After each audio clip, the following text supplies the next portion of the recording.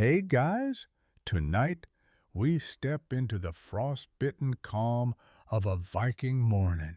Not a raiding camp or battlefield, but something far more treacherous. Everyday life. You're not wielding a sword or shouting from a longship. Instead, you're rubbing the sleep from your eyes, trying to remember whether you dreamed about mead, wolves, or that goat who keeps climbing things he shouldn't. The sun hasn't even peeked over the horizon yet, and already the chill has crept inside your longhouse. You blink into the darkness, wrapped tightly in a fur blanket, your beard stiff with frost. Someone is snoring next to you. Several someones, in fact. Your wife, two of your three kids, and the third one is, nope, that's not your kid, that's your wife's cousin visiting from the next fjord over again.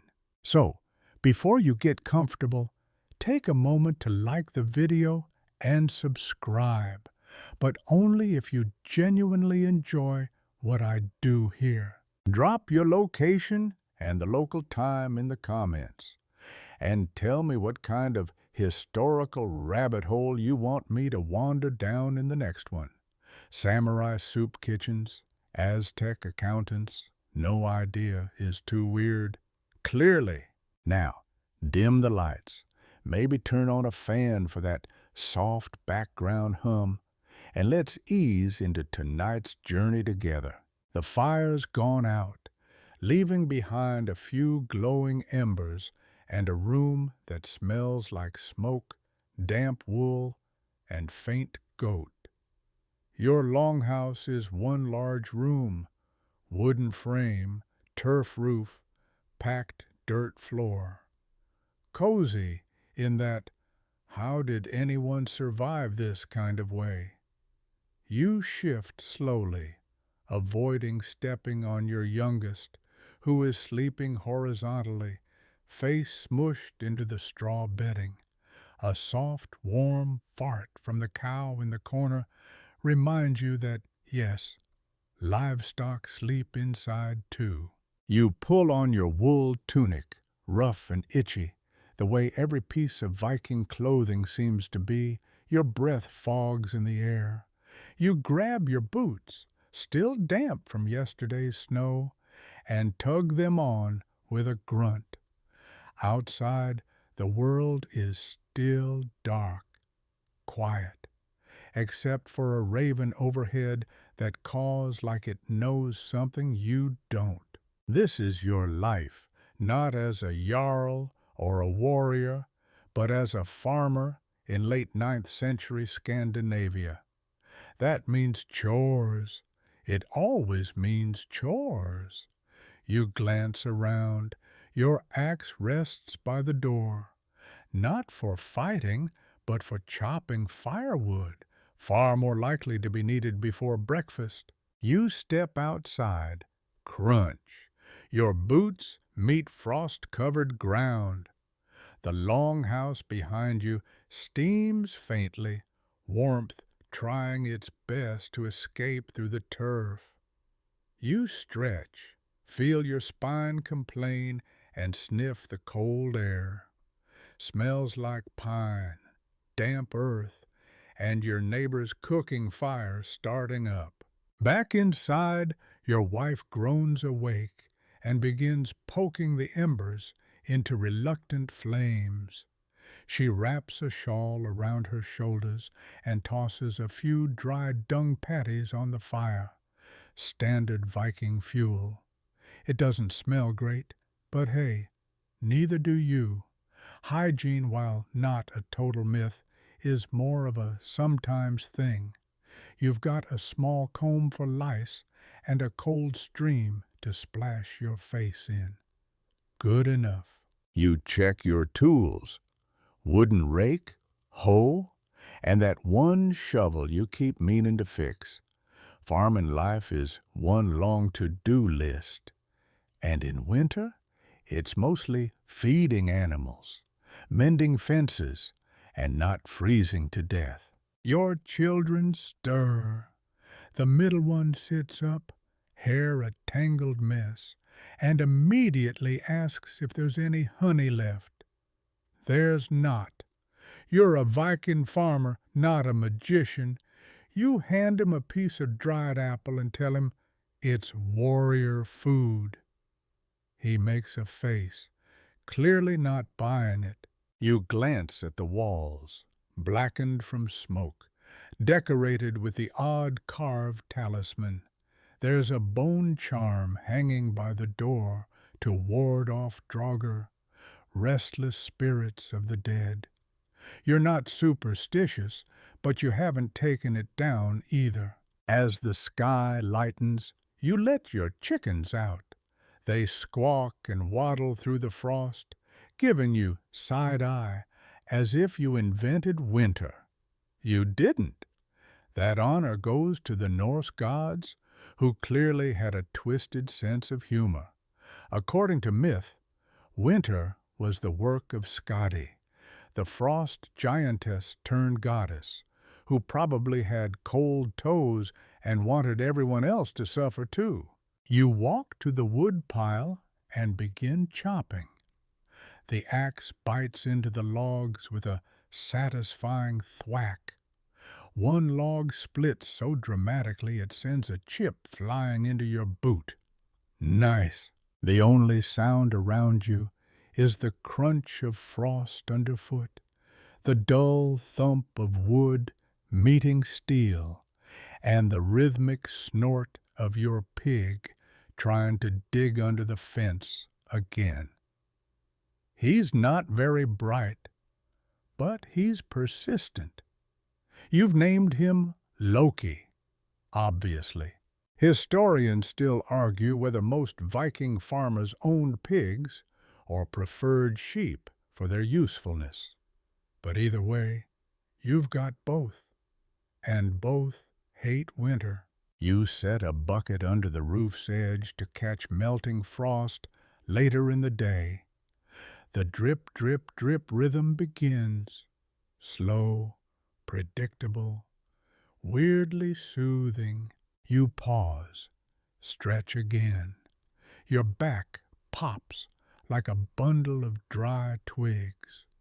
You're not old, not yet, but Viking life has a way of aging people early, especially when your mattress is made of straw and goat hair and your pillow is your own arm. Still, as the sun edges higher, golden, watery, barely warm, you feel that quiet satisfaction settle in. This land is yours, this farm, these people, even Loki the pig. There's peace in this routine, predictability. The chaos of raiding and exploration belongs to other men. You get to live. And that, honestly, is the real Viking fantasy. You tiptoe back into the longhouse, careful not to trip over the dog sprawled just inside the door. He's old, partially deaf, and answers only to Odin, a name he probably didn't deserve, but got anyway because your youngest insisted. Odin snores louder than most grown men, and he smells like wet ash and regret. Inside, the place is starting to stir. Your wife is by the fire, stirring a pot with the kind of focus usually reserved for battle.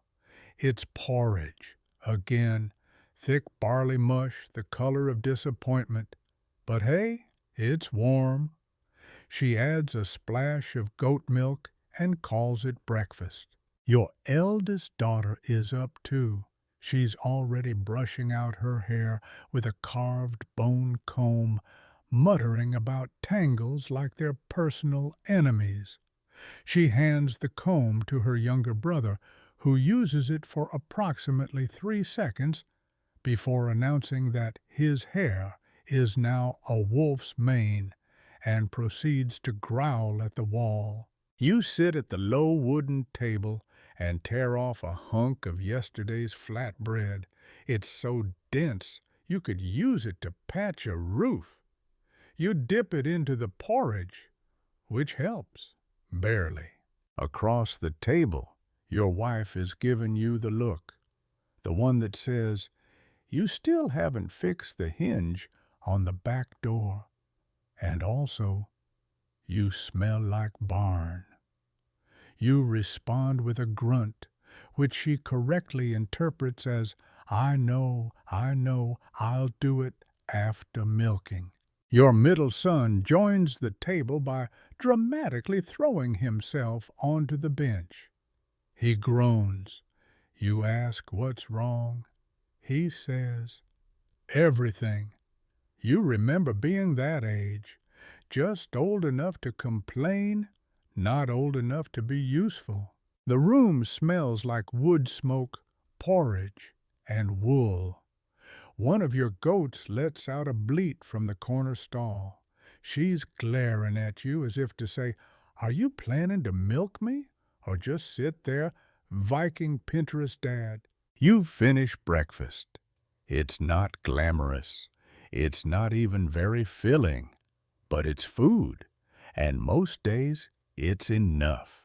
Historians still argue about how much meat the average Viking farmer ate. Some say lots, thanks to hunting, fishing, and livestock. Others argue it was more seasonal, with most meals being vegetarian due to preservation challenges and food scarcity. Judging by your porridge situation, you're going with the second theory. You gather the wooden milk pail, pull on your slightly too wet cloak, and head out to the animal pen. The air is sharper now. The frost sparkles on the grass. It's quiet, except for the occasional distant caw of a raven and the wet squelch of your boots sinking into mud. The cows look at you like you've personally ruined their morning, which, to be fair, you probably have. You coax the first one into place, gently tying her to a post while muttering something vaguely calming. She farts, loudly. You sit on the milking stool, which creaks under your weight, and begin. The rhythm is steady. The sound of milk hitting the wooden pail becomes part of the morning soundtrack, right alongside Odin snoring and your daughter yelling at your son for trying to sword fight with a broom. You switch to the next cow. This one's grumpy. You suspect she holds a grudge from that one time you accidentally called her dinner. Eventually, you finish up, your hands aching from the cold. You stand, stretch, and look over the small pasture. It's not much, but it's yours. A few sheep graze lazily near the back fence, giving you that vacant sheep look like they're too cool for this whole farm life thing. As you walk back toward the house, the smell of herbs wafts from the doorway. Your wife is brewing something, probably that nettle tea she swears helps with joint pain. You tried it once. It tasted like sadness. Your youngest is sitting just outside the door, carving a stick with a dull knife. You ask what she's making. She says it's a sword. You ask who it's for. "The goat," she says. You nod slowly and continue walking. Goats again. Always the goats. You duck inside and set the milk down. Your wife takes one look at the pail and says, "That better not be the grumpy one's milk." You raise an eyebrow. She narrows hers. You say nothing and step back outside. You take a moment to breathe. The sun is finally up, low and pale, but present. It casts long shadows over the thatched roofs of the nearby farms. A few distant plumes of smoke curl into the sky, and the sound of another farmer yelling at his chickens carries faintly over the fields. You lean against the door frame and sip from a horn filled with lukewarm water. It tastes like wood and iron. Everything does. You think back to last year's harvest. The barley was good. The turnips, less so.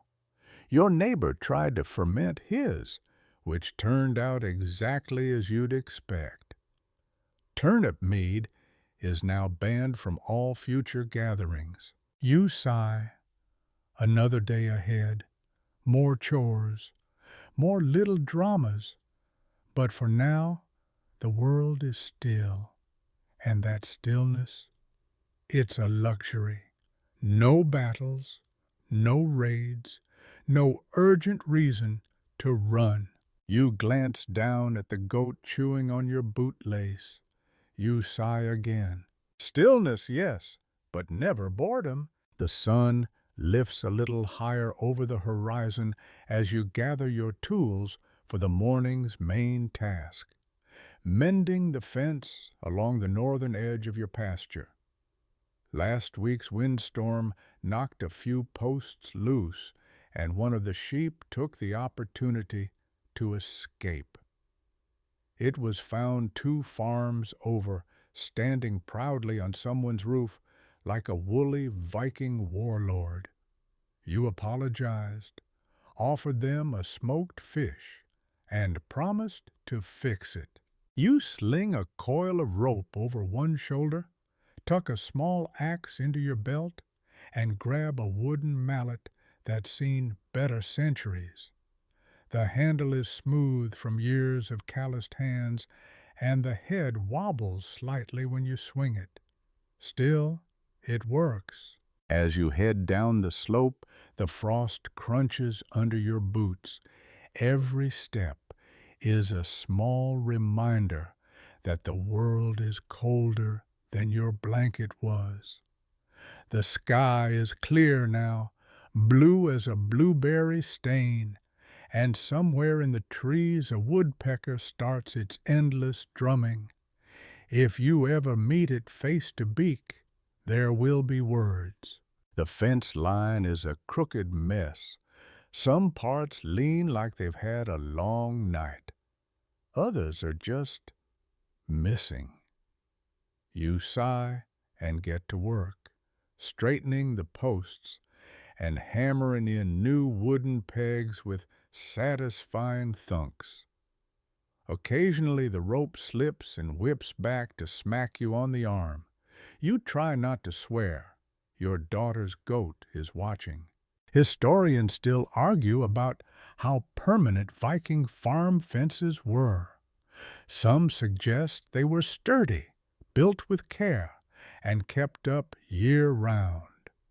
Others believe they were more temporary, adjusted as needed for grazing or seasonal movement. You're beginning to believe they just gave up and let the sheep roam free. You pause for a sip from your water horn. It's still vaguely wood-flavored. Maybe the goats have been dipping their hooves in it for fun. You wipe your brow and look up to see your neighbor, Thorleif, approaching. He's a broad man with a beard so thick he's probably storing snacks in it. He waves with his axe. "Fence still giving you trouble?" he calls, grinning. Only when the sheep start unionizing, you reply. He laughs and offers you a bit of dried fish. It's tough, salty, and inexplicably shaped like a trout wearing a hat. You chew thoughtfully as he updates you on local gossip.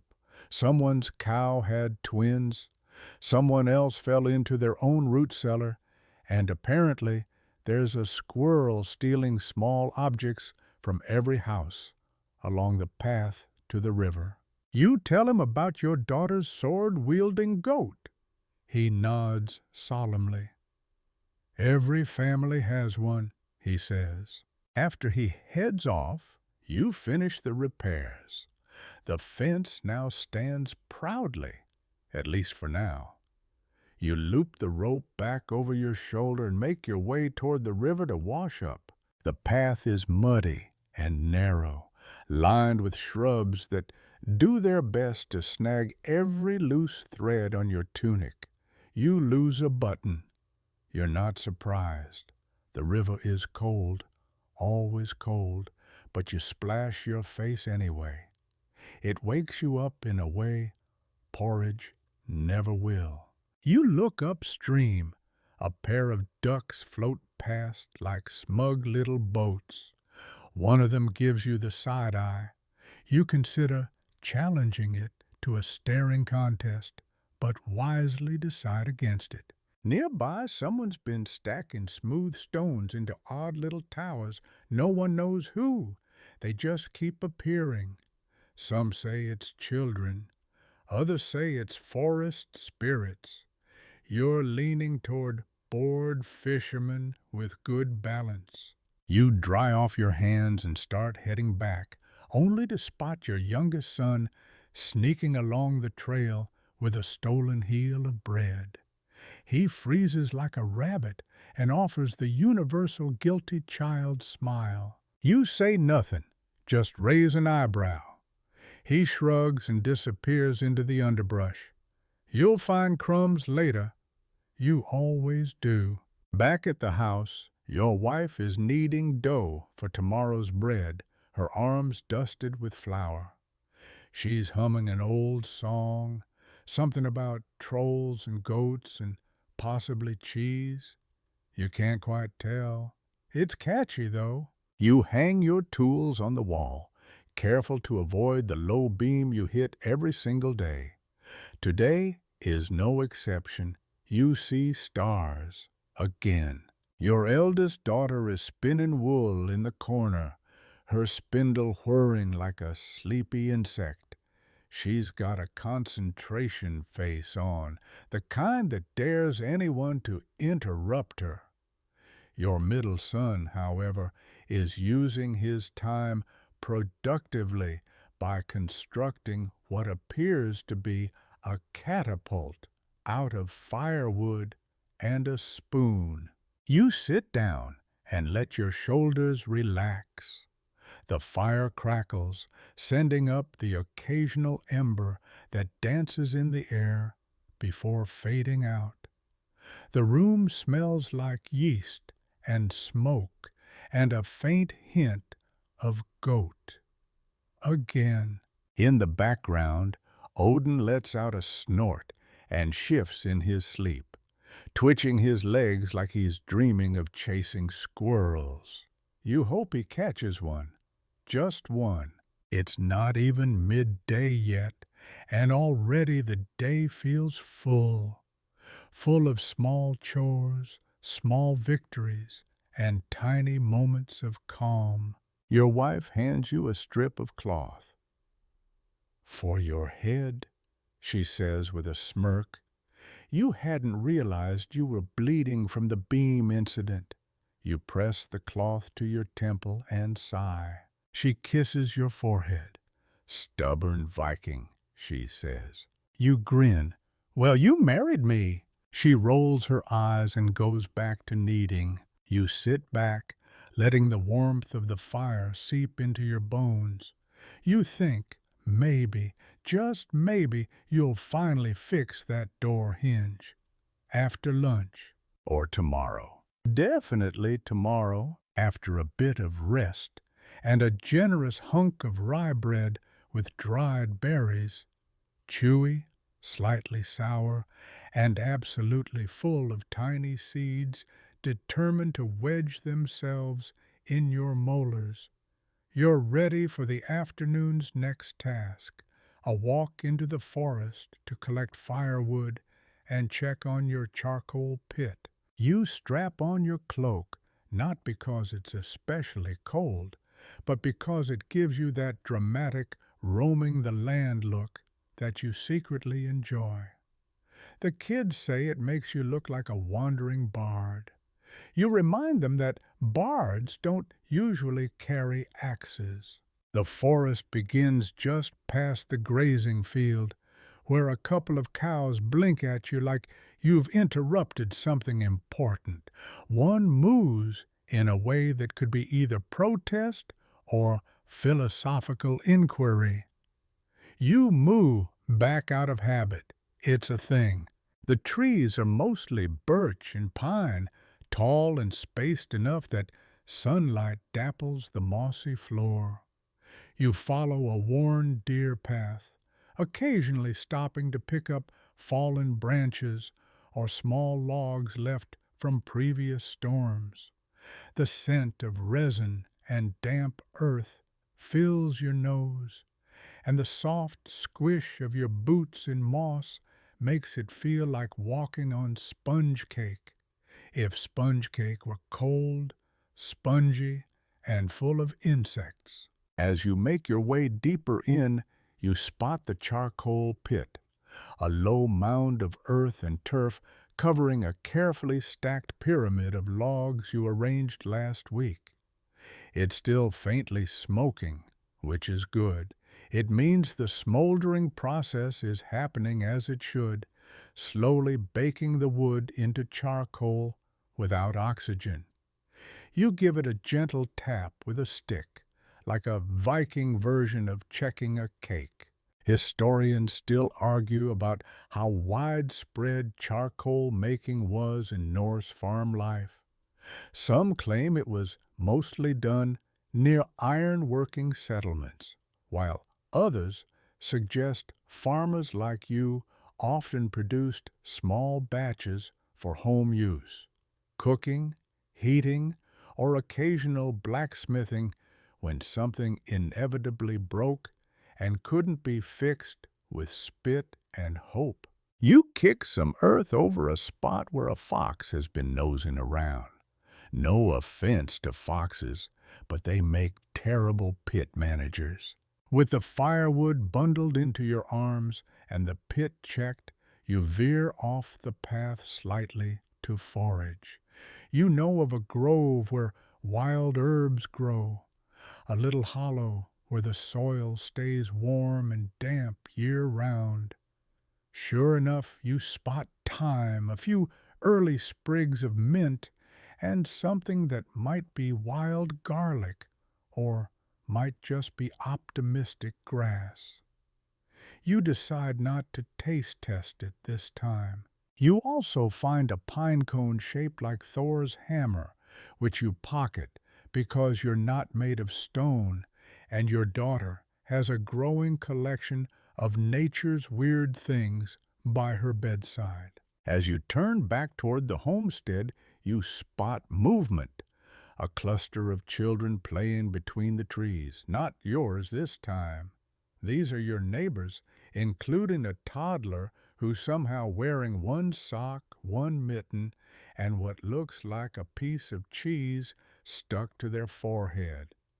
They're reenacting a battle using sticks, and one of them proudly declares themselves Queen of the Ducks.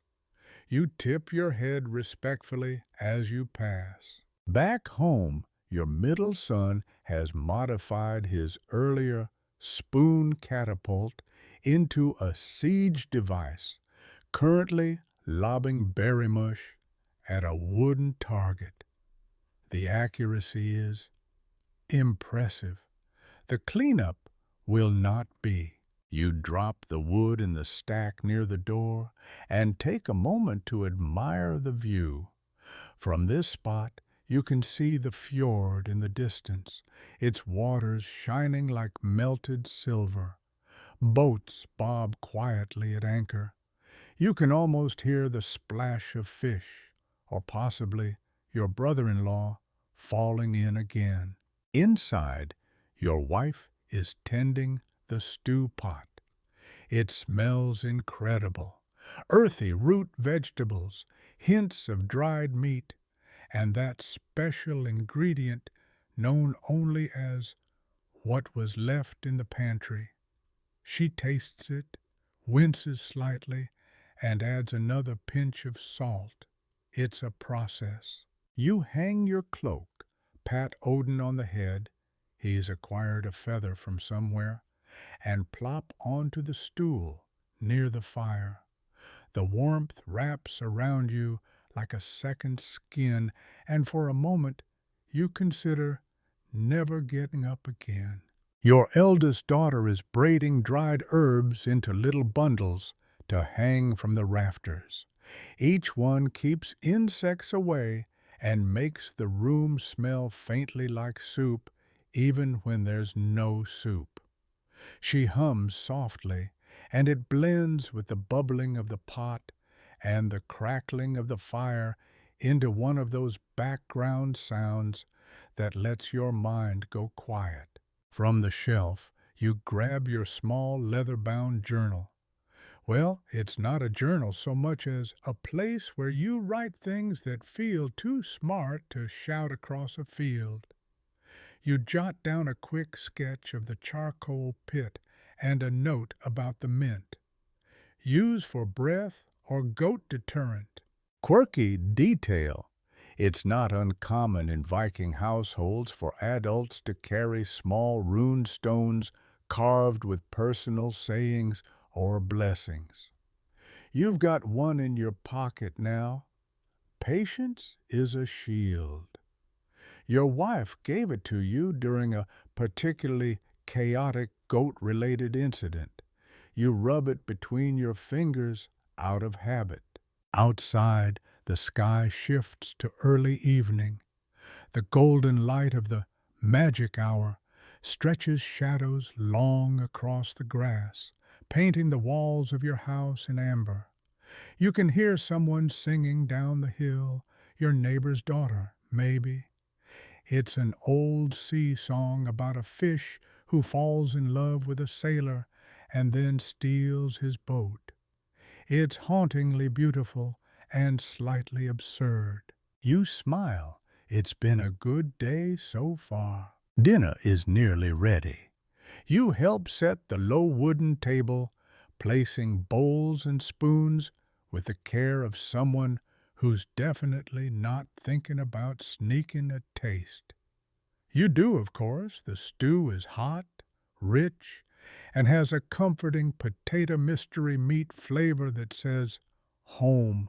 You gather around the fire with your family, the stew steaming in front of you, everyone half talking and half listening. Odin lies stretched out on the floor. The children are trying to trade pieces of carrot for turnip, and your wife's eyes meet yours in a glance that says, "Yes, I know you fixed the fence backwards." You nod.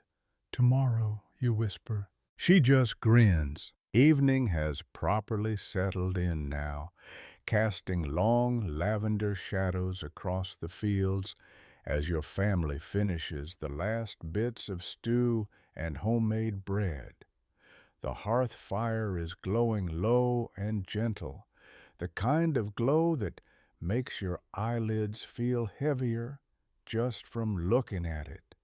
But of course, there's still one last task before you can fully collapse into your bedding, tending to the animals. You gather your cloak again, because a good Viking knows the cold likes to sneak up on you, and head out to the barn. A sliver of moon is climbing the sky, and you can just make out the silhouettes of geese honking in that self-important way they have, like they invented flying. One of them eyes you like it's considering a mutiny. You hiss back at it. Mutual respect is key. Inside the barn, the air is warmer and filled with that sweet, earthy smell of hay, old wood, and slightly damp wool. You pause for a moment at the doorway, letting your eyes adjust. Then you get to work. First, the goats. Always the goats. You refill their troughs with hay and fresh water, scratching behind the ears of the one that doesn't try to headbutt you. His name is Bjorn. You have a complicated relationship. Then the sheep, docile, if slightly dim. One of them has somehow gotten a pine cone stuck to its rear end and doesn't seem concerned. You remove it gently, add more straw, and mutter to yourself something about writing a saga of sheep who could not detect danger. Historians still argue about just how important livestock were to everyday Viking farming. Some claim the animals were secondary to crop farming, while others insist that without sheep and goats, entire economies would have collapsed, especially given the reliance on wool for clothing and trade. You tend to side with the latter. You've met your sheep. They hold grudges like old warriors. You move on to the cows, who regard you with slow blinks and soft bellows. One of them nudges your shoulder affectionately, or maybe she's just trying to push you aside to get to the oats faster. Either way, you refill the bin and pat her massive side. Then comes Odin, your faithful dog, who trots in behind you like he owns the barn. He sniffs every corner as if he's conducting a nightly patrol. You know he's mostly just checking if the hens dropped anything snackable. Speaking of hens, you check the coop last. A quick peek inside reveals they've already tucked themselves into the straw boxes. Most are asleep, beaks buried in fluffed-up feathers, but one opens a single eye. The universal chicken expression for, "What now, human?" You nod politely and back away. Once all are fed, watered, and accounted for, you take a moment to lean on the barn's wooden frame and listen. It's not quiet, not exactly. You hear the low grunts of cows settling in, the occasional cluck, the whisper of wind threading through the thatched roof. But it's peaceful. The kind of peaceful that makes you forget for a few minutes that winter's always looming on the other side of the calendar. You grab the small lantern and start walking back toward the house. The stars have come out fully now, glittering hard and bright across the dark sky. No light pollution here, just you, the stars, and a slight smell of wet goat. Halfway back, you spot your middle son again. He's crouched by a bush, holding something close to his chest. You kneel beside him. "What have you got there?" He opens his hands and reveals a small owl chick, fluffy, bewildered, and blinking like it downloaded the wrong update for its eyes. You both stare at it. "You know you can't keep it," you say gently. He nods, already cradling it carefully and looking toward the edge of the woods. Together, you walk to the old tree where owls sometimes nest. He places it near the roots, and you both sit in silence for a moment. Quirky fact. In Viking folklore, owls were seen as messengers from the spirit world, or warnings. Some tales even said they carried dreams on their wings. You're not sure you believe it, but tonight it kind of fits. After a while, you head back inside. The house smells of drying herbs and warm wool. Your daughter is reading aloud from a scrap of poetry, something she copied down from the priest's book when he wasn't looking. You think it might be Latin, or really bad spelling. Your wife is folding linens, and your youngest is asleep with their face smashed against a wooden spoon like it's a security blanket. Odin lies curled beside them, ears twitching occasionally as if he's dreaming of chasing the wind. You light one more oil lamp, check that the fire is banked safely, and pull off your boots with a groan that your bones echo. In the corner of the room, your rune pouch rests by the window. You reach over, stir it once, and draw a single stone. Rido, you whisper, the rune of journeys. Fitting, really. Life on a Viking farm is its own kind of voyage, less about sailing across oceans, more about weathering seasons, livestock tantrums, and the occasional goat sword duel. You tuck the rune back into the pouch and climb under your heavy wool blanket.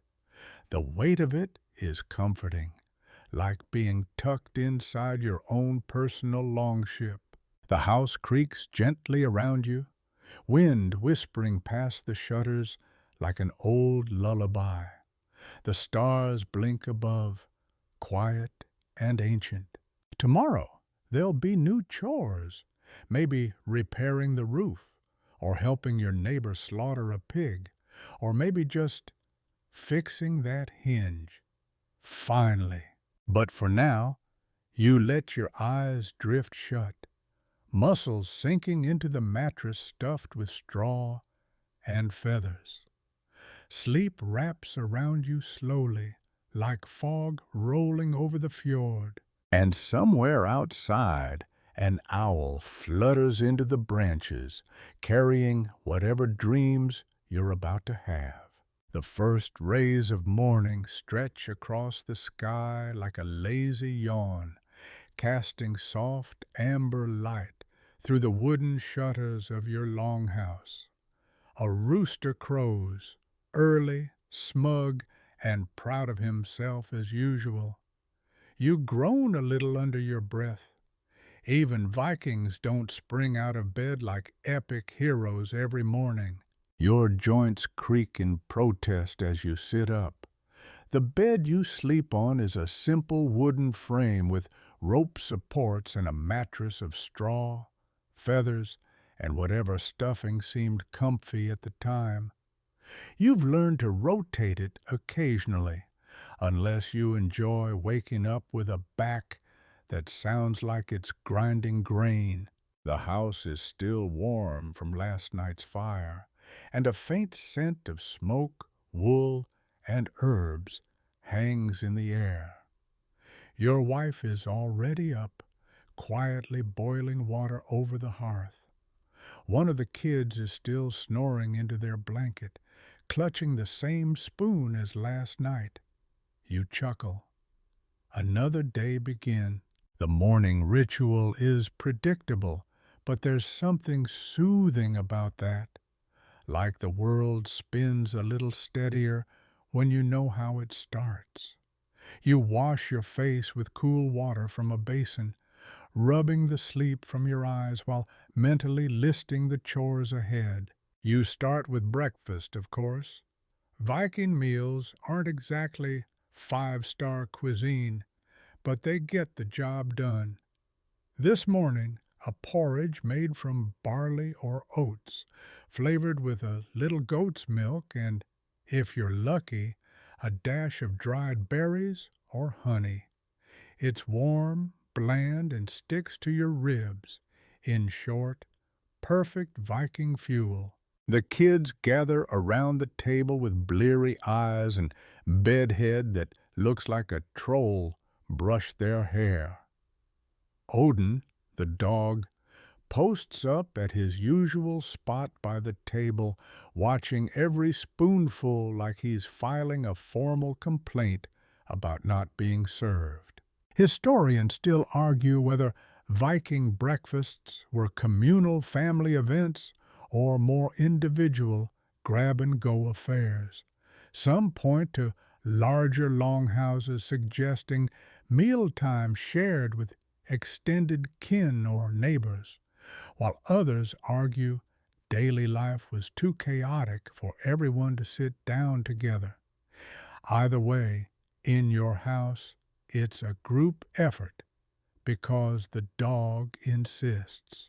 A fringe tidbit: there's some archaeological speculation that Vikings may have occasionally flavored their porridge with birch sap or beard dregs. You've tried the latter. It's memorable. After breakfast, the day begins in earnest. First, tending the tools. You step outside with your whetstone and begin sharpening your scythe and axe. The sun is rising over the trees now, and the frost still clings to the grass in silver tufts. With a slow, practiced rhythm, you draw the blade along the stone. Shh, shh. The tools must be sharp, not just for efficiency, but because a dull axe is dangerous. One bad swing and it'll bounce where it should bite. You've seen it happen. No one wants to explain to the healer that you lost a toe trying to chop firewood. You glance over your shoulder. One of your sons is already splitting logs, his stance slightly off. You correct it gently, guiding his hands. He listens, focused, and you feel a strange swell of pride.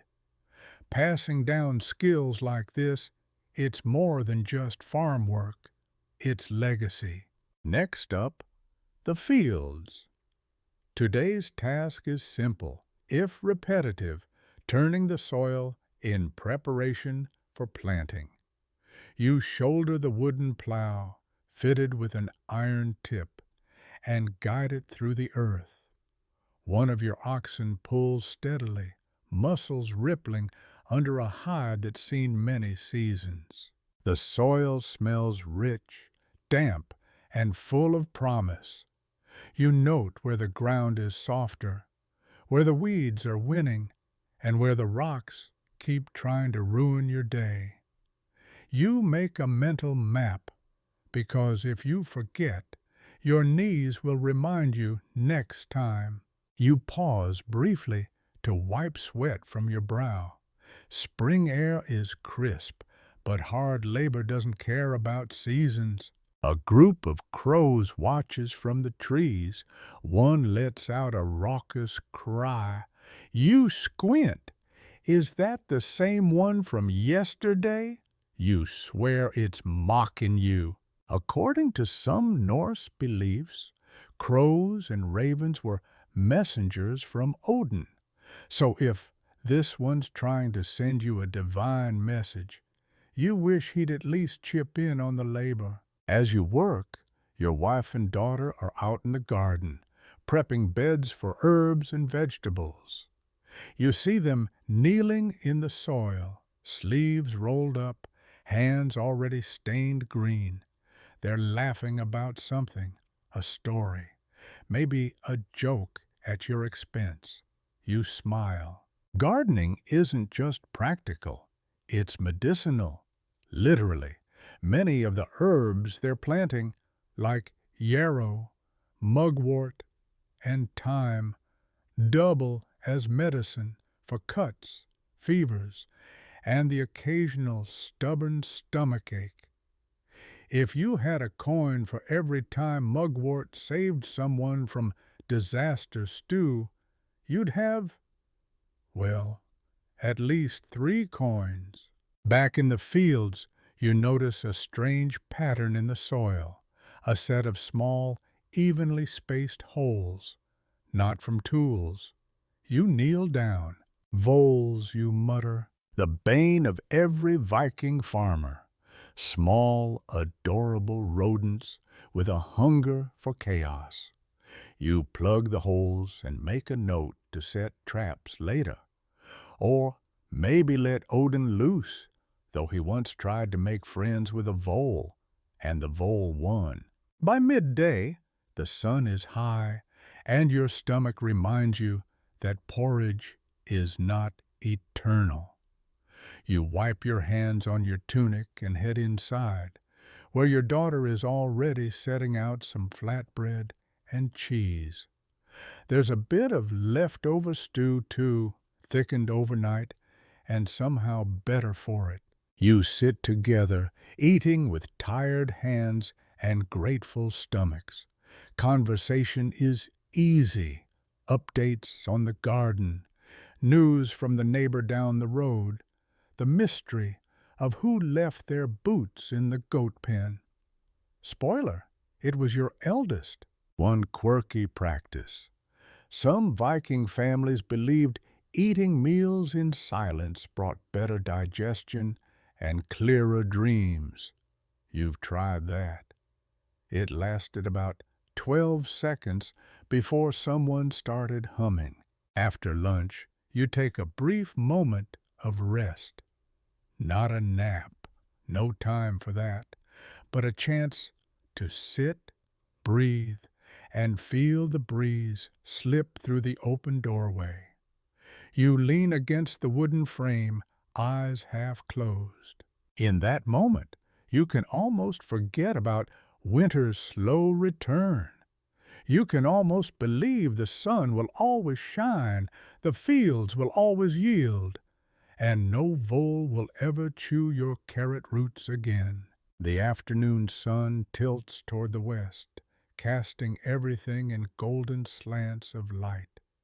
It's the kind of light that makes even a pile of firewood look artistic, which is great, because you've just spent the last hour hauling said firewood from the edge of the forest back to the storage hut behind your longhouse. You roll your shoulders with a grunt. There's a particular ache that comes from carrying logs all day. It's like your spine is muttering, "I told you to marry a merchant." Too late for that now. Still, the work has a rhythm, a kind of grounded satisfaction. You stack each log neatly, bark rough against your hands, feeling the heat of future winters in every thud. Firewood isn't just warmth, it's survival. In these northern lands, winter comes in like a mythic beast. If you're not ready, you get eaten. Your neighbor walks over just as you toss the last piece onto the pile. He's carrying a small jug of mead and a basket of dried fish, payment for helping fix his fence last week. You exchange a nod, the Viking version of a fist bump. He stays to chat, leaning against the fence while Odin the dog positions himself directly under the basket of fish, tail wagging like he's some kind of culinary clairvoyant. The two of you talk about crop rotations, wild boar sightings, and that one time last winter when a snowdrift completely swallowed someone's outhouse. You laugh, you swap advice, and you share a few sips of mead. Not too much, though. Still work to do. Mainstream fact. Viking communities were deeply reliant on one another. While the mythos centers on warrior glory and individual conquest, the truth is, you don't survive a Scandinavian winter without help. Fences are mended together, barns are raised as a group, and if someone's cow dies in January, you share, because it could be your cow next time. You glance at the sky, still a few good hours of light left. You decide to tackle the shed again. The roof's been sagging like a drunk troll since that last storm. You grab your tool kit, wooden pegs, a hand axe, rope, and that one iron nail you've been saving like it's currency. Climbing onto the roof, you're greeted by a panoramic view of your homestead. From up here, the world feels broader, more peaceful. The trees sway gently, the smoke from the hearth curls upward, and your kids are in the distance arguing over who gets to use the special shovel. You get to work. The roof creaks ominously beneath you as you pull away the damaged thatch.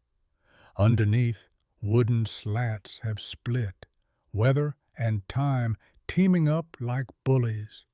You replace what you can, secure the rest, and lash the whole structure together with rope that's seen better days. Fringe tidbit? Some Viking farmers use dried fish skin as makeshift rope or even patching material. Waterproof, flexible, and weirdly strong. You've never tried it personally, but you respect the innovation. Desperation, after all, is the mother of Viking Pinterest. By the time you're done, your arms feel like wet rope, and your face is streaked with sweat and hay dust. You sit for a moment, legs dangling off the edge, and drink from the leather flask you brought up. Water never tastes so good as it does when you're covered in grime. Back on solid ground, your youngest has found a frog and is now insisting it's magical. You indulge the theory, giving it an official Viking name, Frogny the Croakborn, and advising it not to curse the goats. You wander back toward the central clearing where your wife and oldest daughter are preparing some wool for spinning. They've laid out bundles of raw fleece, soaked it to loosen the lanolin, and are now teasing out the fibers by hand. You kneel beside them, feeling the texture, greasy, tangled, and smelling unmistakably like sheep. The spinning comes next. Using a drop spindle, your daughter draws the wool out in thin, even strands, twisting as she goes. It's slow, meticulous work, but necessary. You watch, appreciating how every part of this life depends on another. Sheep for wool, wool for thread, thread for cloth, cloth for warmth, and warmth for surviving. Historians still argue whether Viking women held more social power because of their control over cloth production and household goods. Some sagas paint them as commanding and influential, while other texts leave them in the shadows. You look at your daughter's steady hands, her calm expression. There's power there, no question. The sun dips lower. You and your wife work together to cover the drying wool with woven mats. Rain clouds are known to sneak up from behind the fjords without so much as a knock. As evening creeps in, you make a final round through the property. The fence still holds. The chickens are fluffed into their sleepy chicken pyramids. The goats are chewing cud and plotting rebellion. Your ox gives you a slow blink, which you take as a thumbs up, and then you hear it. Music. It's faint, carried on the breeze. Someone nearby is playing a lyre, its melody weaving through the trees like smoke. You follow the sound a bit and discover your middle son sitting on a stump, plucking the instrument gently. You sit beside him in silence. He doesn't stop playing, and you don't ask him to.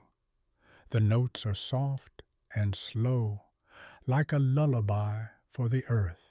Quirky detail, lyres in Viking times were sometimes strung with horsehair or sheep gut, and tuning them was equal parts patience and guesswork.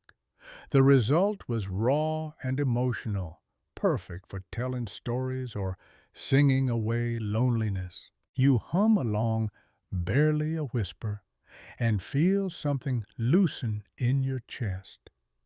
Not everything needs to be done with sweat and calluses. Sometimes the most powerful act is simply listening. As the last note fades into the twilight, you ruffle his hair and head back inside. The hearth fire is glowing again. The stew is back on the boil.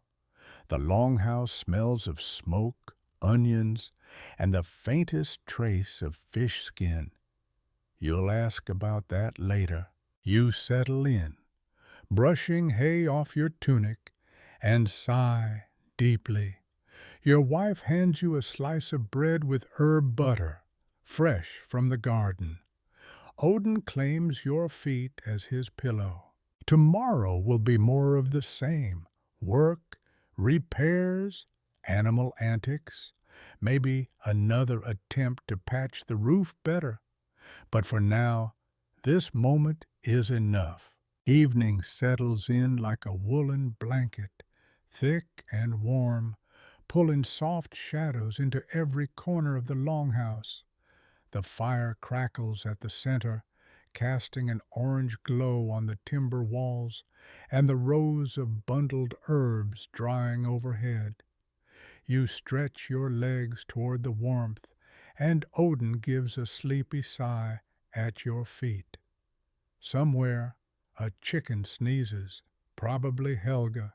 She always was dramatic. This is the most peaceful part of your day, the winding down, the time when your family gathers together not to work, but just to be. Tonight, your wife is mending a tear in your tunic with a needle made from bone and thread spun earlier that day. Your daughter helps, learning the careful stitchwork, tongue sticking out in concentration.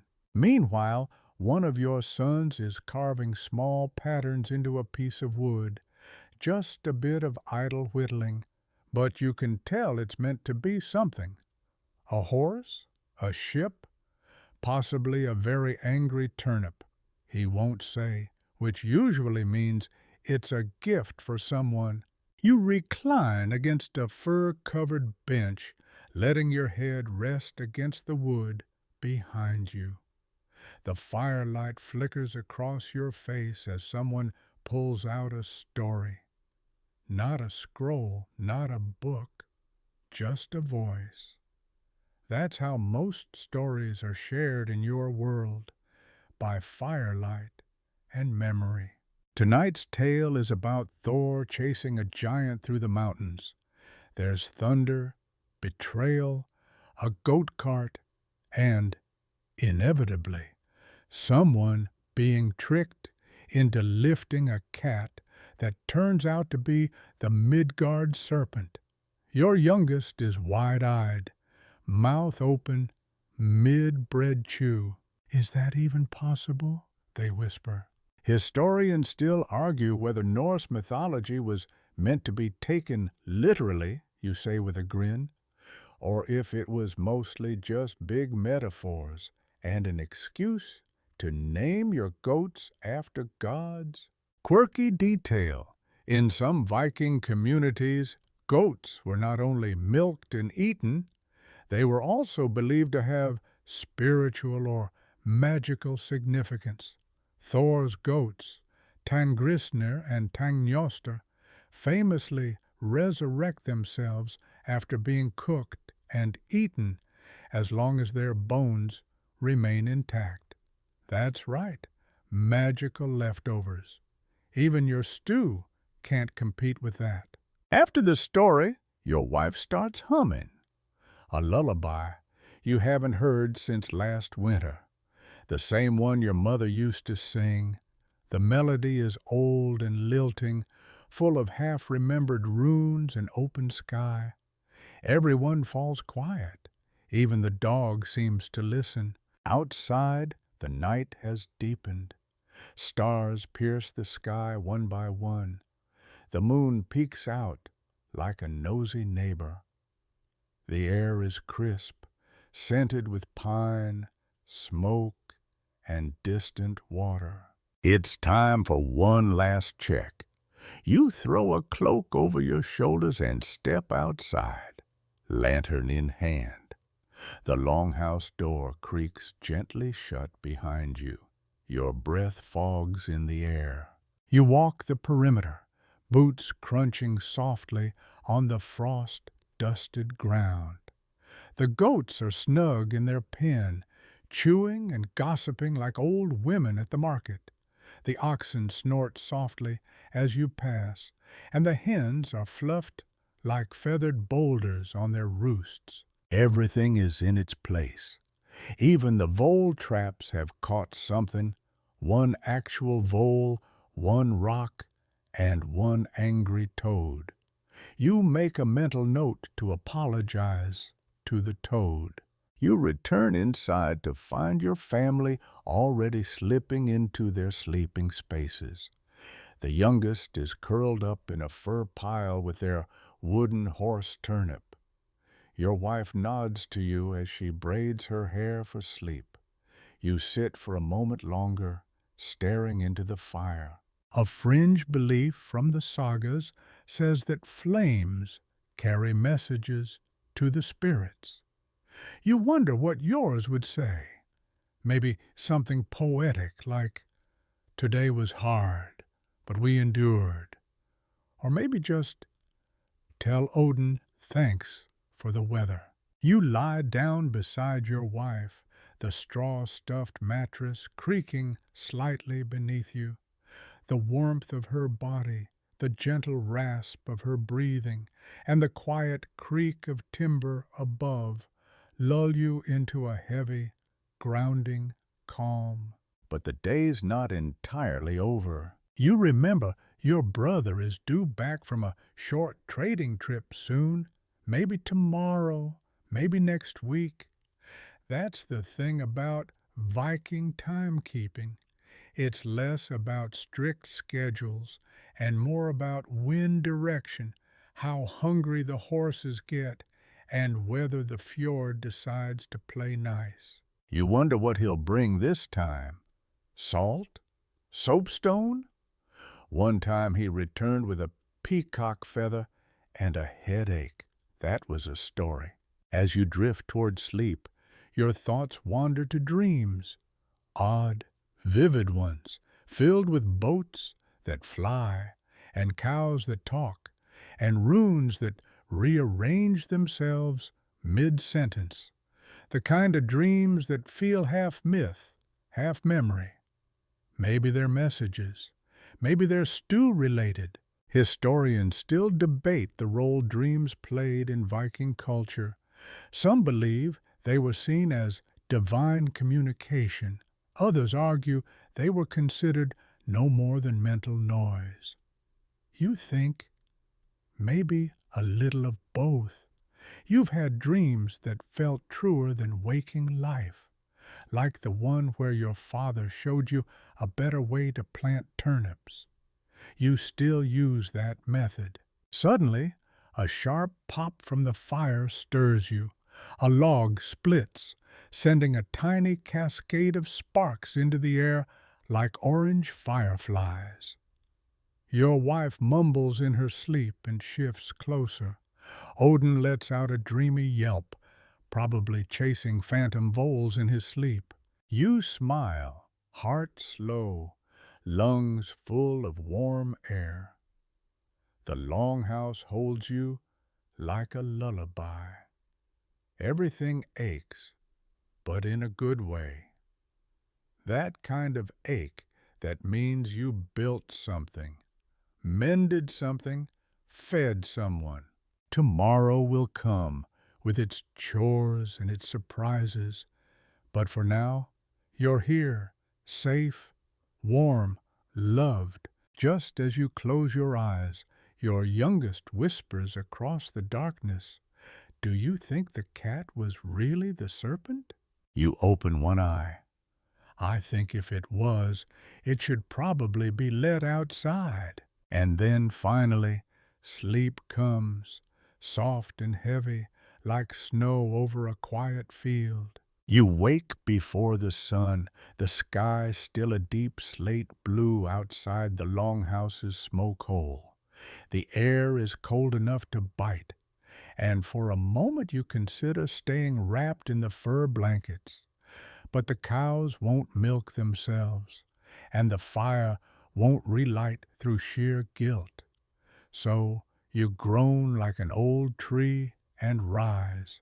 Odin lifts his head briefly, sighs, and immediately goes back to sleep. Smart dog. You move through the darkened room, careful not to step on outstretched feet or errant toys. Last time you did, you kicked what felt suspiciously like a carved walrus tusk and limped for 2 days. The coals in the hearth are still warm. You stir them to life with a few dry twigs and a lungful of breath, then add kindling. Flames sputter, catch, and grow. The flickering light brings everything back into focus. Wooden bowls, dried herbs, sleeping bundles, the worn face of carved gods on the mantel. The gods watch everything, or at least that's the idea. And frankly, if they are watching, it would be nice if they help churn butter once in a while. Mainstream fact: most Viking homes included a sacred spot, often near the hearth, where small carvings or symbols of household deities, like Thor or Freyr, were kept. These weren't grand idols, just quiet, watchful figures meant to keep the family safe and the fire burning. If you had one for every favor you asked, your house would look like a tiny wooden army barracks.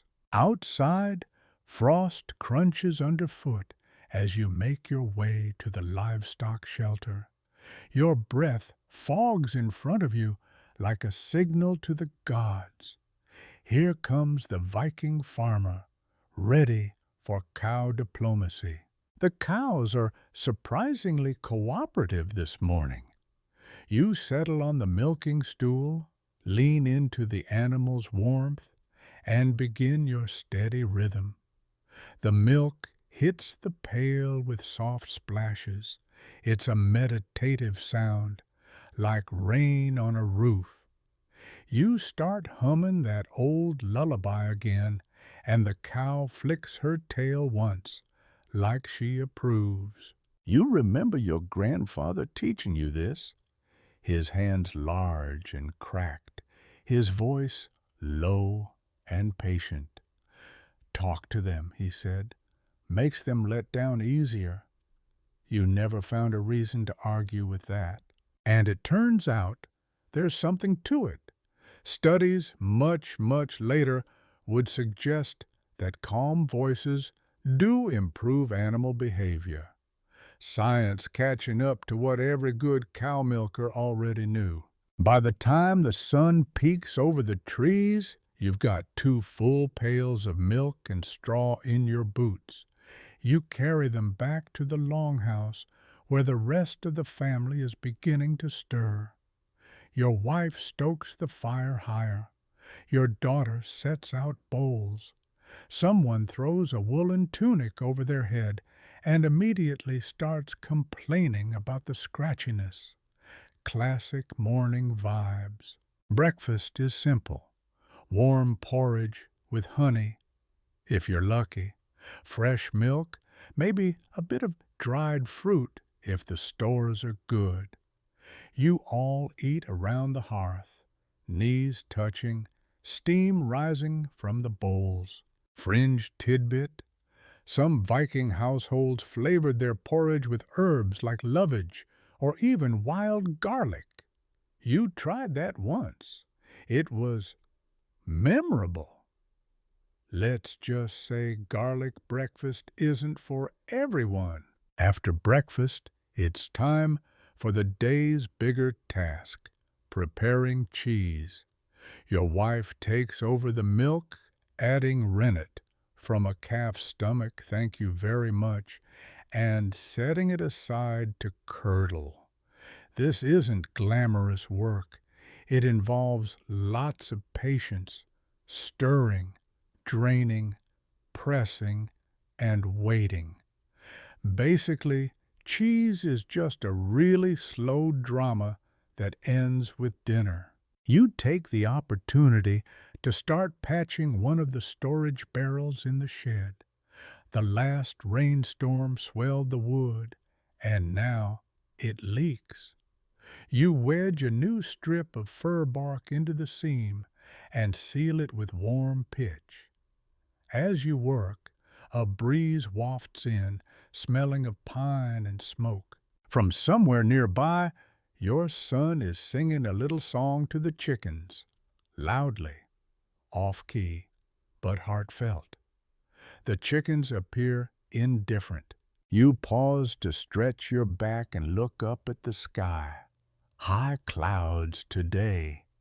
Could mean a storm by evening, or it could mean absolutely nothing. That's the thing about Viking weather predictions, based mostly on vibes and goat behavior. Historians still argue whether Norse farmers actually had any reliable way of forecasting weather, or if they just hoped loudly and carried extra cloaks. Speaking of cloaks, yours needs mending. Again, you pull it around your shoulders anyway and head to the edge of the property where a small stand of birch trees waits. You're after bark and small branches, perfect for kindling, tools, and a natural antiseptic if anyone decides to fall into something sharp again.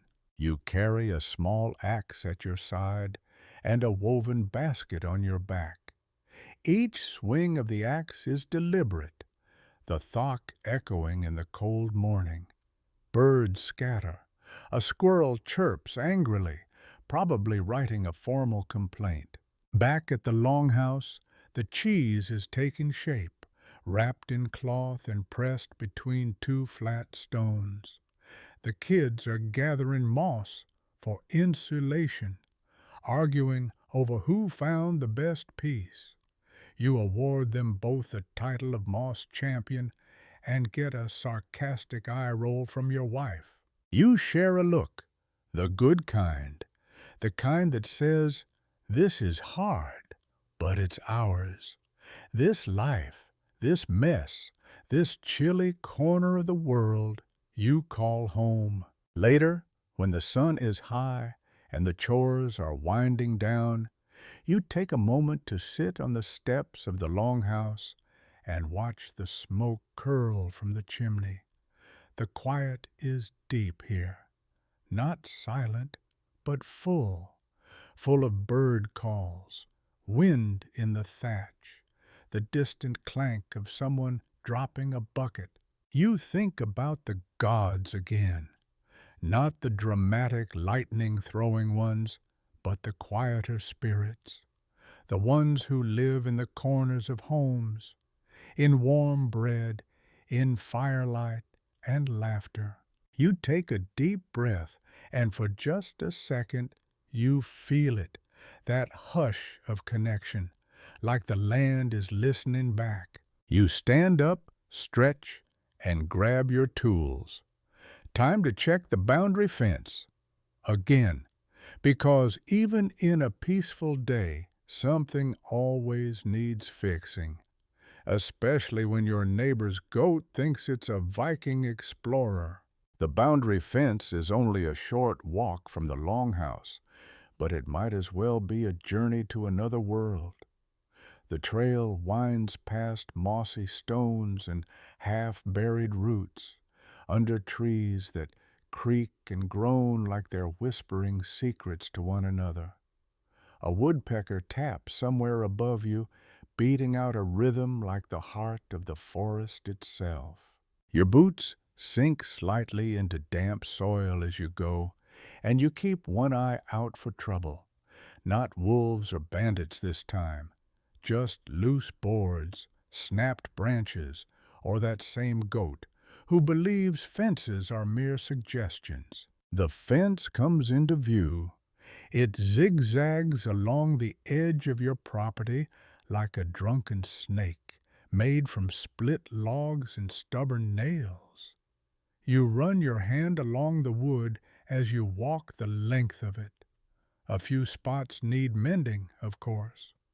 One post is leaning like it's had a long day and no mead.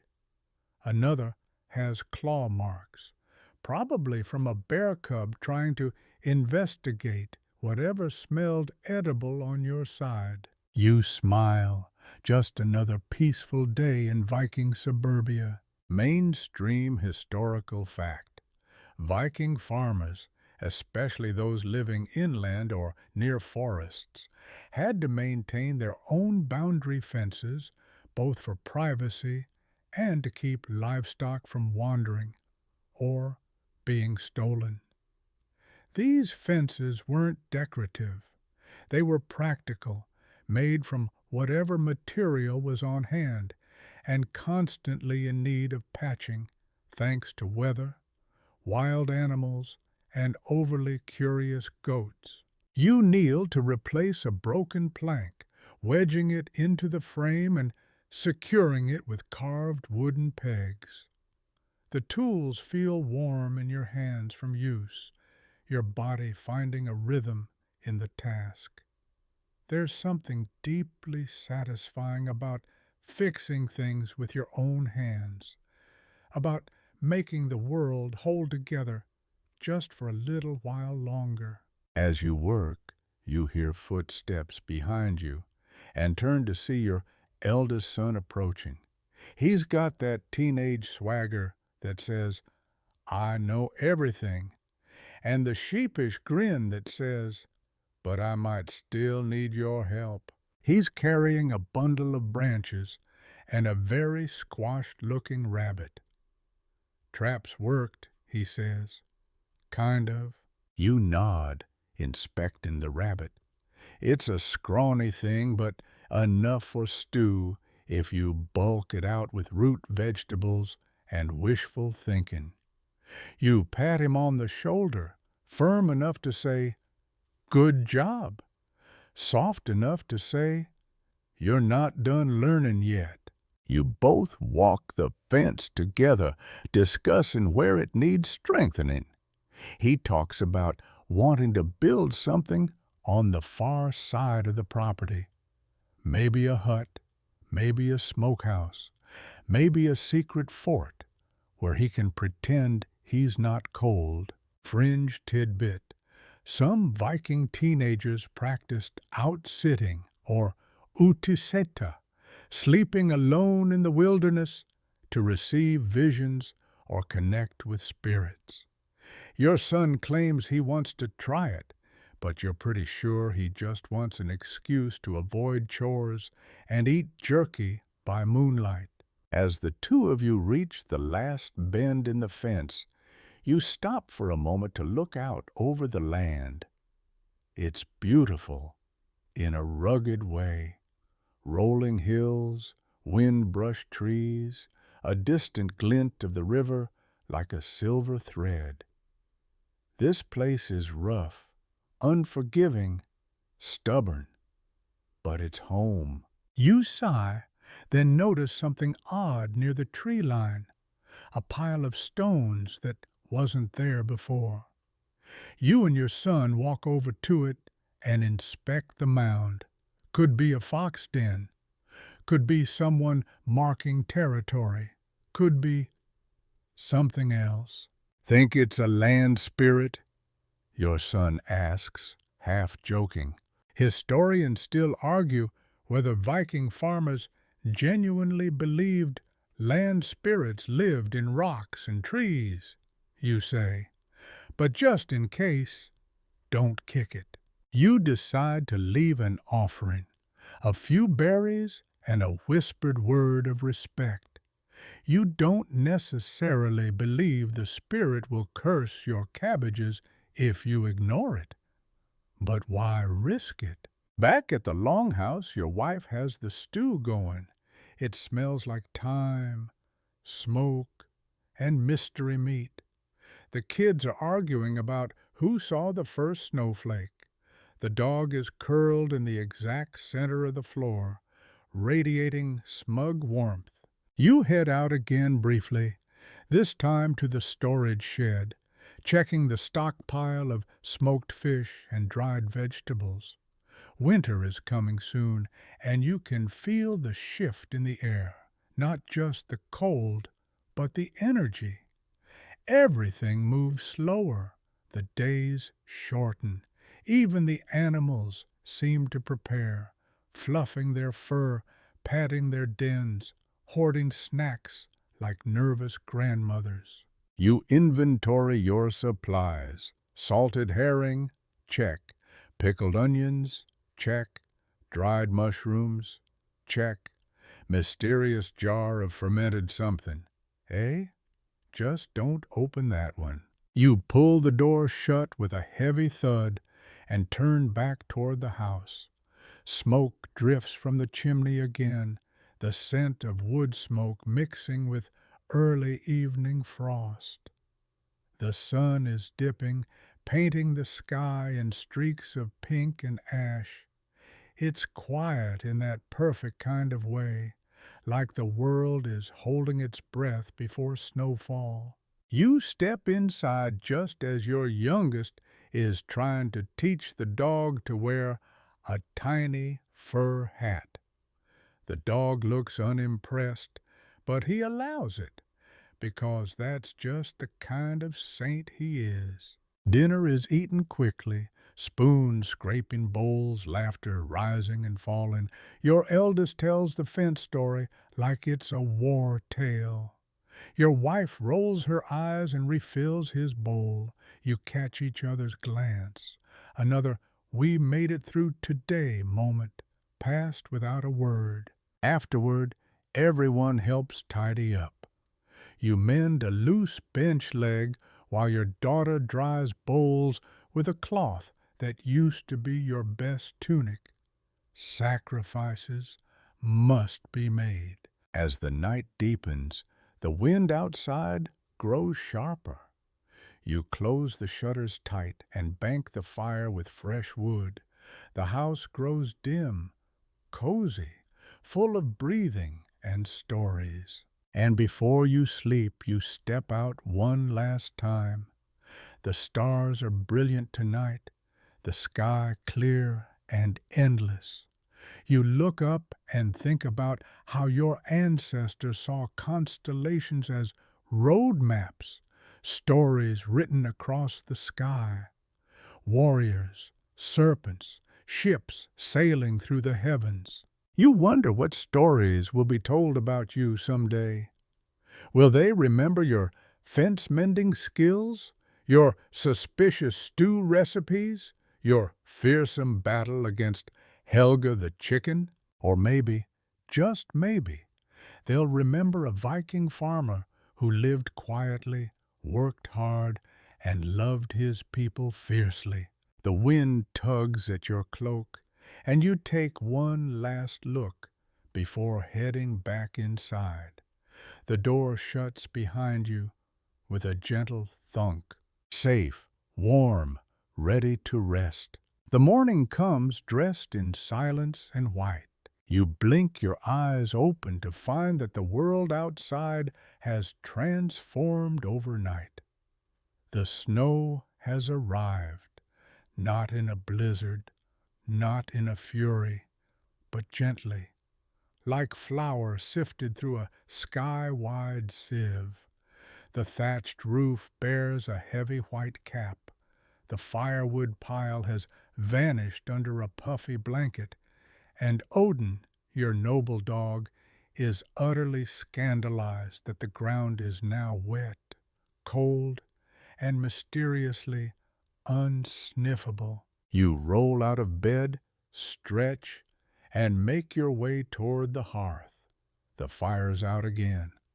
Naturally, you coax it back with a practiced hand, feeding it kindling until the orange glow returns and shadows dance along the log walls. Breakfast today is slow and sleepy. Everyone's moving just a little more deliberately, as if their muscles have frozen along with the well outside. Your wife serves a barley porridge thicker than usual. It's more chew than sip.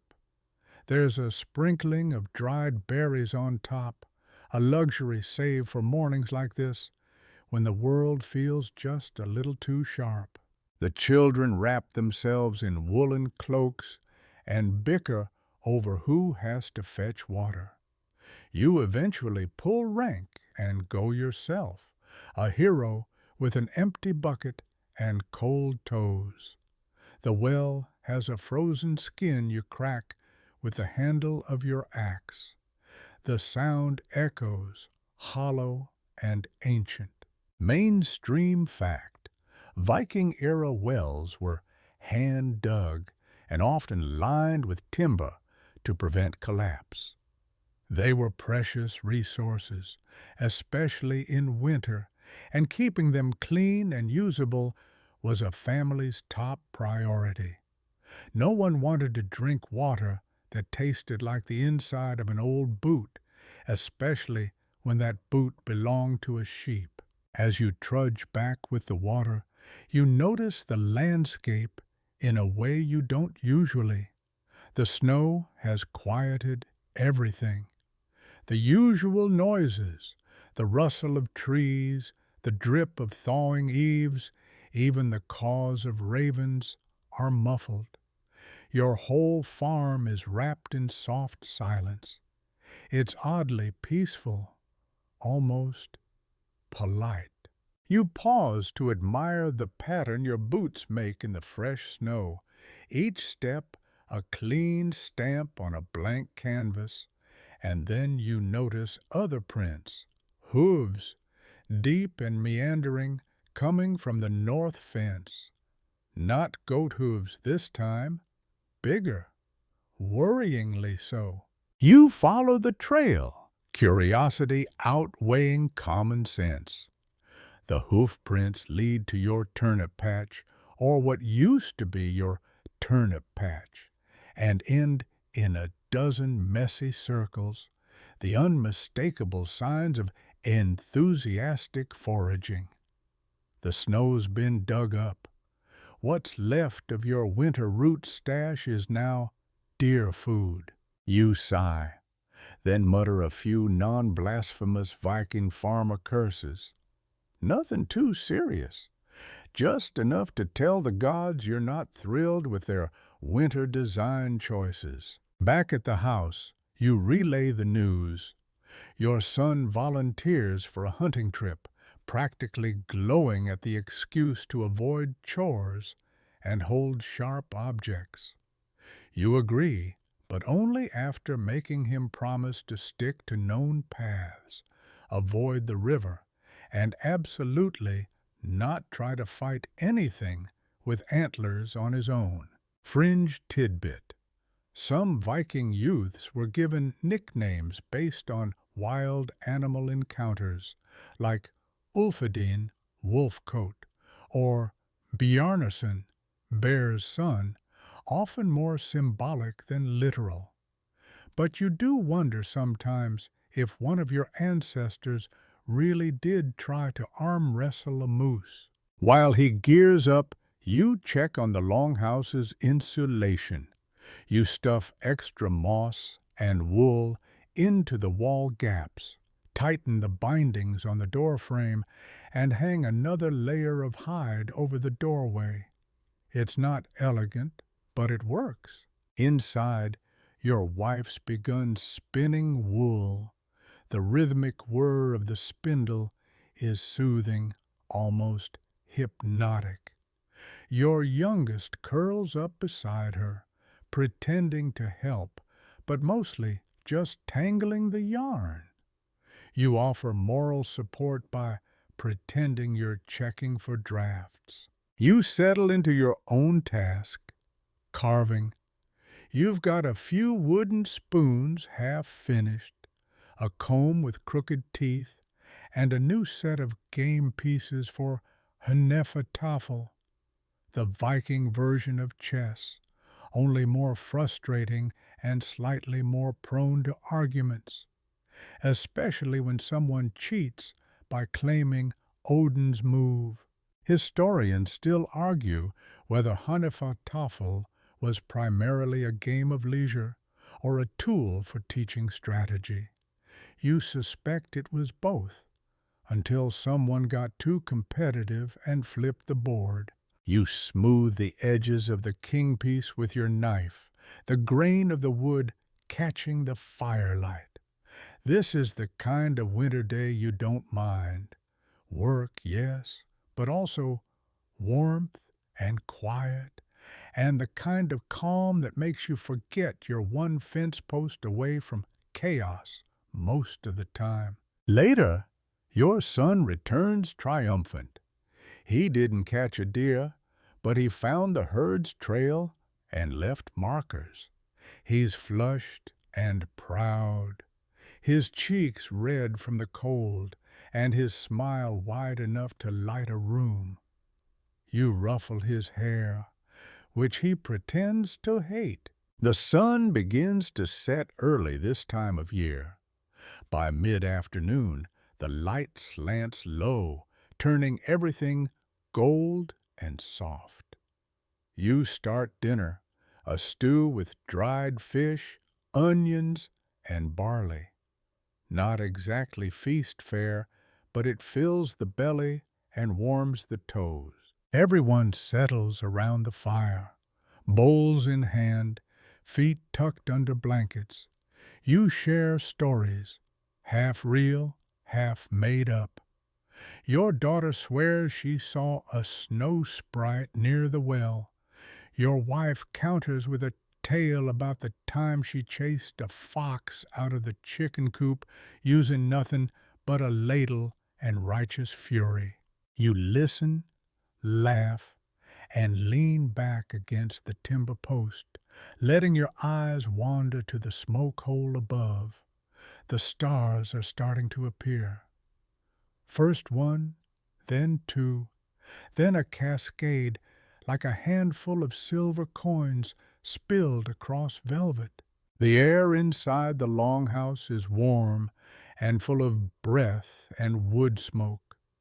Outside, the snow continues to fall, quiet and relentless. You yawn and stretch, the day finally catching up to your bones. Another day down, another peaceful slice of Viking life preserved like smoked salmon in the cold, dark months. And before you close your eyes, you feel a sense of gratitude for the quiet, for the snow, for the game pieces drying by the fire, and the woolen cloaks scattered on the benches, and the voices of your family rising and falling like a lullaby. You drift off with a smile, because this is winter, as it should be. Hard, yes, but also full of stillness, rhythm, and warmth. And best of all, no goats in the turnip patch, for now. The snow has made everything slow, not just the world outside, muffled under its thick white coat, but your body too. Your joints creak more than the longhouse door hinges, and your hands are stiff with cold even before the morning chores begin. But still, you rise. You push open the door, and the blast of icy air hits like a slap from an offended frost giant. The world outside is blinding, crystalline, and utterly still, the kind of beauty that dares you to complain. You shovel a path from the door to the woodshed, each scrape of your handmade shovel revealing the icy crust beneath the snow. The chickens are unimpressed by the weather, clustered grumpily in their coop, like cloaked village elders judging your every move. You toss them grain, fluff their straw, and retrieve a few eggs that haven't yet frozen solid. It's a small miracle they're still laying it all in this bitter cold. You tuck them inside your cloak like precious gems. Mainstream fact: Viking chickens, yes, they had them, were valued not just for their eggs, but also for their feathers and occasional meat. During winter, keeping them alive and producing was a minor feat of engineering and major feat of determination. Back inside, the fire is burning hot now, and the air smells like pine sap and something slightly scorched. Probably the porridge again. Your wife eyes your frozen eyebrows and hands you a steaming cup of mead-thinned tea. It tastes like bark and hope. You drink it anyway. As you thaw, you start preparing supplies for one of winter's strangest necessities: ice fishing. Your son thinks it's an adventure.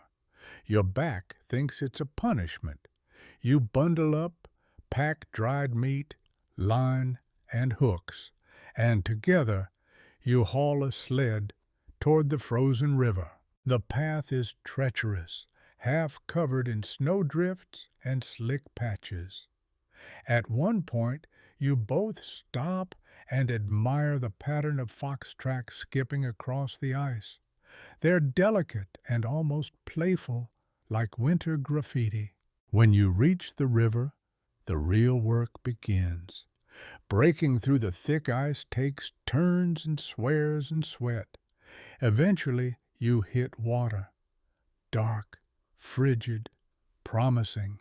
You bait the hooks with dried scraps, drop the lines into the hole, and wait. Fringe tidbit: some Norse fishermen whispered to the ice, believing the river spirits could be soothed or annoyed by too much noise. So you and your son sit in silence, breathing frost and passing a piece of dried apple back and forth like it's gold. The minutes stretch. You watch the way the trees tremble slightly in the wind. You notice the way snow settles on your boots and refuses to melt. You begin to understand why stories and sagas were born in moments like this. Your mind, frozen but wide awake, reaches for fire. Your son breaks the silence. Do you think Thor gets cold? You think for a long moment, then say, only when he forgets his mittens. He snorts, and the tension breaks like thin ice. The line tugs, twice, then hard. You both scramble, hauling up a wriggling fish. It's not big, but it's fresh and a victory. You catch two more before the light begins to fade. Not a bounty, but enough to justify the trip. You pack the fish carefully in snow, wrap the lines, and begin the trudge home. Historians still argue whether winter fishing was a staple or a last resort for Viking farmers. Some evidence suggests families relied heavily on preserved food during the cold months, while others point to routine fishing trips even in deep winter. Either way, you're grateful the river cooperated today. At home, the house feels warmer than usual. Maybe it's the contrast, or maybe it's the smell of baking flatbread. You strip off wet layers, thaw your fingers by the fire, and hand the fish over like precious relics. Your wife nods in approval, then immediately begins gutting them with speed and efficiency that reminds you not to argue with her ever again. Dinner is fish stew, flatbread, and a few pickled turnips that survived the deer raid. The kids are in high spirits. The fire crackles, and the dog finally warms up to you again now that he's been hand-fed some scraps. You find yourself telling a story from your own youth, a winter where the snow piled so high the smoke hole disappeared and you had to poke it clear with a spear. Your kids gasp appropriately. Embellishment? Maybe, but isn't that half the point of a good Viking tale? After dinner, you and your wife take a moment by yourselves. You sit near the fire, her head resting on your shoulder, the silence between you comfortable. She murmurs about her mother's winter remedies, chewing spruce resin, sleeping with onions, wrapping feet in moss. You chuckle, then admit you once tried stuffing your boots with hay. Did it work? She asks. No, you reply, but I smelled like summer all day. The fire dims, the longhouse settles. Outside, the snow thickens again. You check on the children one last time. They're asleep, bundled like burritos, noses just visible under layers of wool. You quietly place another fur over them. It's heavy, inherited, and smells like a dozen winters. But it means warmth, safety. Before bed, you slip outside just for a minute. The snow has stopped. The stars are everywhere. One falls across the sky like a rune being written by a god. You whisper a small thanks for fish, for fire, for the quiet. Then you step back in, close the door, and let the cold stay outside. You wake to a muffled sound, something between a crunch and a grunt.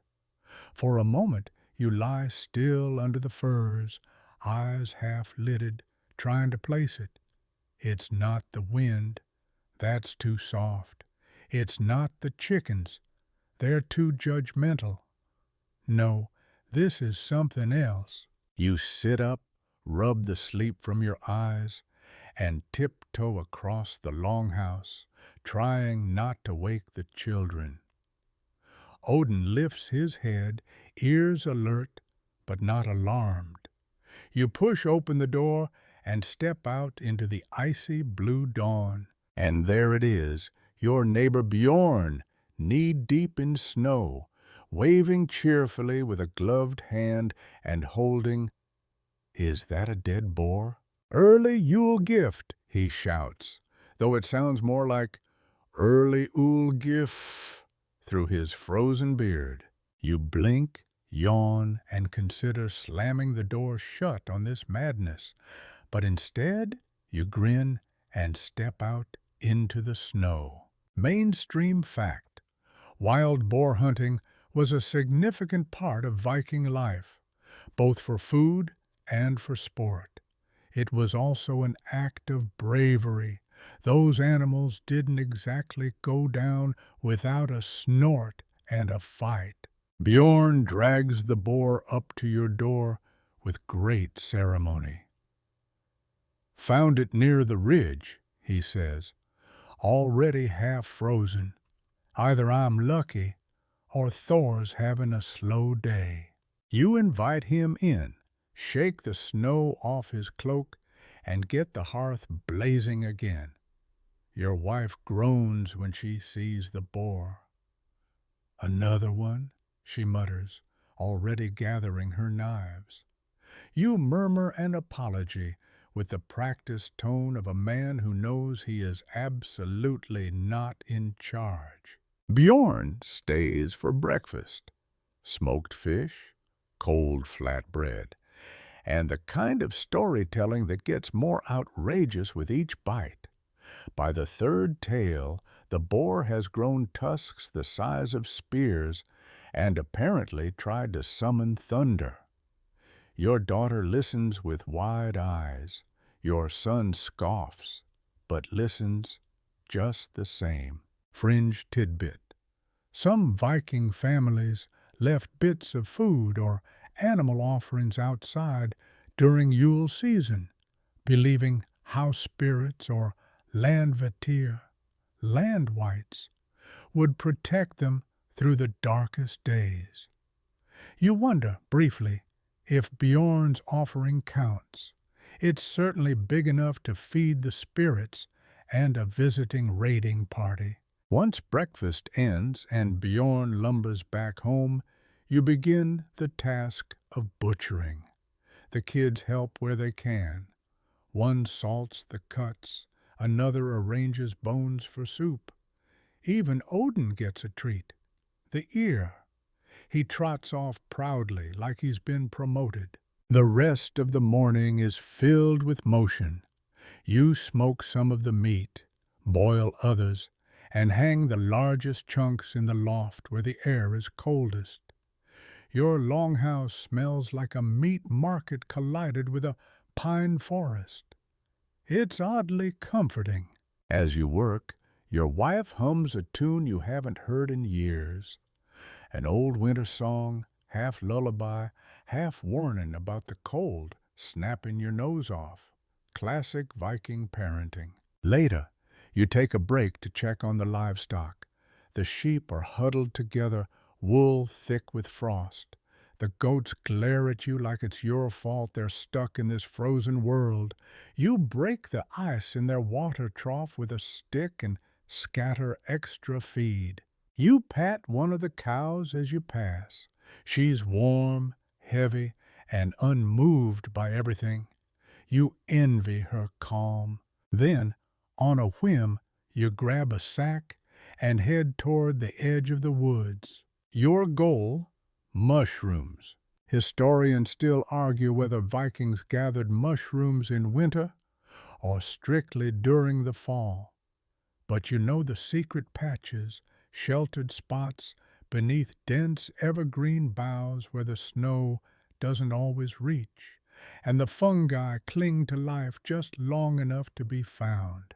You spot a few frozen chaga clumps and your heart lifts, not for eating exactly, but for brewing into tea. A bitter drink, sure, but one that supposedly keeps colds at bay and impresses the neighbors. You gather what you can, snapping brittle stems and scraping bark gently. There's something meditative about it. Just you, the trees, and the hush of falling snow. Then you hear it, a long, low howl, not close, not urgent, but definitely there, a wolf. You pause, listen. The sound fades. You're not scared exactly. You've lived with wolves in your forests for years. But you don't dawdle either. You tie up your sack, adjust your axe at your belt, and head home with a deliberate pace. Back at the longhouse, your children clamor to know what you found. You show them the mushrooms, explain their uses, and, because you're a dramatic parent, describe the wolf howl with just enough flair to make them shiver a little. You brew a pot of chaga tea, and your son grimaces at the first sip. "It tastes like wet bark," he says. "Good," you reply. "Means it's working." The day softens into late afternoon. You use the remaining light to mend your cloak. Some of the seams have begun to fray. Your daughter helps, trying her best to follow the stitch pattern. Her fingers are clumsy, but determined. Fringe tidbit. Viking-age sewing needles were often made from bone or bronze, and some wealthier families even used silk thread imported from the East. You, however, are making do with wool thread and a needle that may or may not have once belonged to a fishhook. That evening, dinner is rich and savory. Stew made from fresh boar meat, with onions and dried root vegetables. Everyone eats a little too much, then leans back with full bellies and glowing cheeks. You bring out the Hinnefatafel board again. This time your wife joins. She plays quietly, strategically and wipes the floor with you in 5 moves. You suspect she lets the children win later out of pity. The fire crackles low. Outside, a new snow begins, soft and silent. Inside, your family lingers near the warmth, talking in low voices. Your wife leans against your shoulder, murmurs, "This is a good winter." You nod, watching the flames. Not exciting, not dramatic, just right. And tomorrow, more snow, more meat, possibly fewer mushroom expeditions. But that's fine, because life here isn't about surprises. It's about rhythms. And tonight, everything is in place. The snow has stopped by morning, but it's left a thick, pristine blanket across the entire homestead. You pull open the longhouse door and pause just to admire it, untouched, like the gods paused mid-breath. Then Odin bounds outside and ruins the moment with a joyful spray of snow. You follow, your boots crunching through the crust.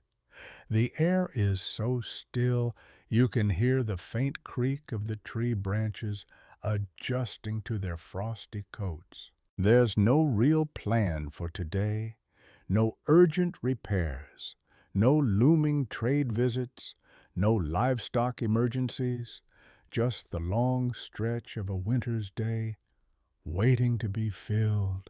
You start with the woodpile, always the woodpile. Somehow it's never high enough, never dry enough, never quite done being chopped. You grab your axe and begin splitting logs, the rhythm steady and grounding. Mainstream fact: Vikings burned mostly birch, pine, and occasionally driftwood brought in from coastal storms. They preferred hardwoods when available. They burn hotter and longer, which means less frequent trips outside when your toes are already frozen. As you work, your son joins you, carrying smaller branches to stack. He complains about the cold, but doesn't stop. You give him a sideways smile and toss him a smaller axe. Try not to lose a toe. He doesn't laugh, but you're pretty sure he tries to. While you chop, he asks a million questions. Why do we use this kind of wood? Who built our longhouse first? How old is the well? Eventually, what's the coldest you've ever been? You pause, axe resting on your shoulder. Once I fell through the ice fishing. Couldn't feel my legs for a day. He nods solemnly. That's now the coldest I've ever imagined being. Back inside, you warm up with a bowl of leftover stew and a bit of flatbread toasted over the hearth. The warmth makes your fingers tingle painfully, back to life. Later, your wife begins preparing wool for spinning. She sits near the fire, drawing the fibers out into thread, the spindle whirling expertly in her hands. Fringe tidbit: spinning was so essential that Norse mythology even featured spinning goddesses. One, named Frigg, was often associated with fate and domestic arts. Women were said to spin not just thread, but the very fabric of life. Your daughter watches, fascinated, until your wife hands her a bit of wool and says, "Here, make something wobbly." She tries, ends up with a fuzzy mess that looks more like a sheep's bad dream than thread. But she's delighted anyway. You smile, watching them. This is winter. Not heroic battles or grand voyages, just family, fire, and wool. that may or may not be cursed. Historians still argue whether Viking women had full control over household tasks, or if their labor was often overseen by elder men. In your house, there's no debate. Your wife manages things with a quiet authority that even Odin doesn't challenge. The rest of the afternoon drifts. You take a nap.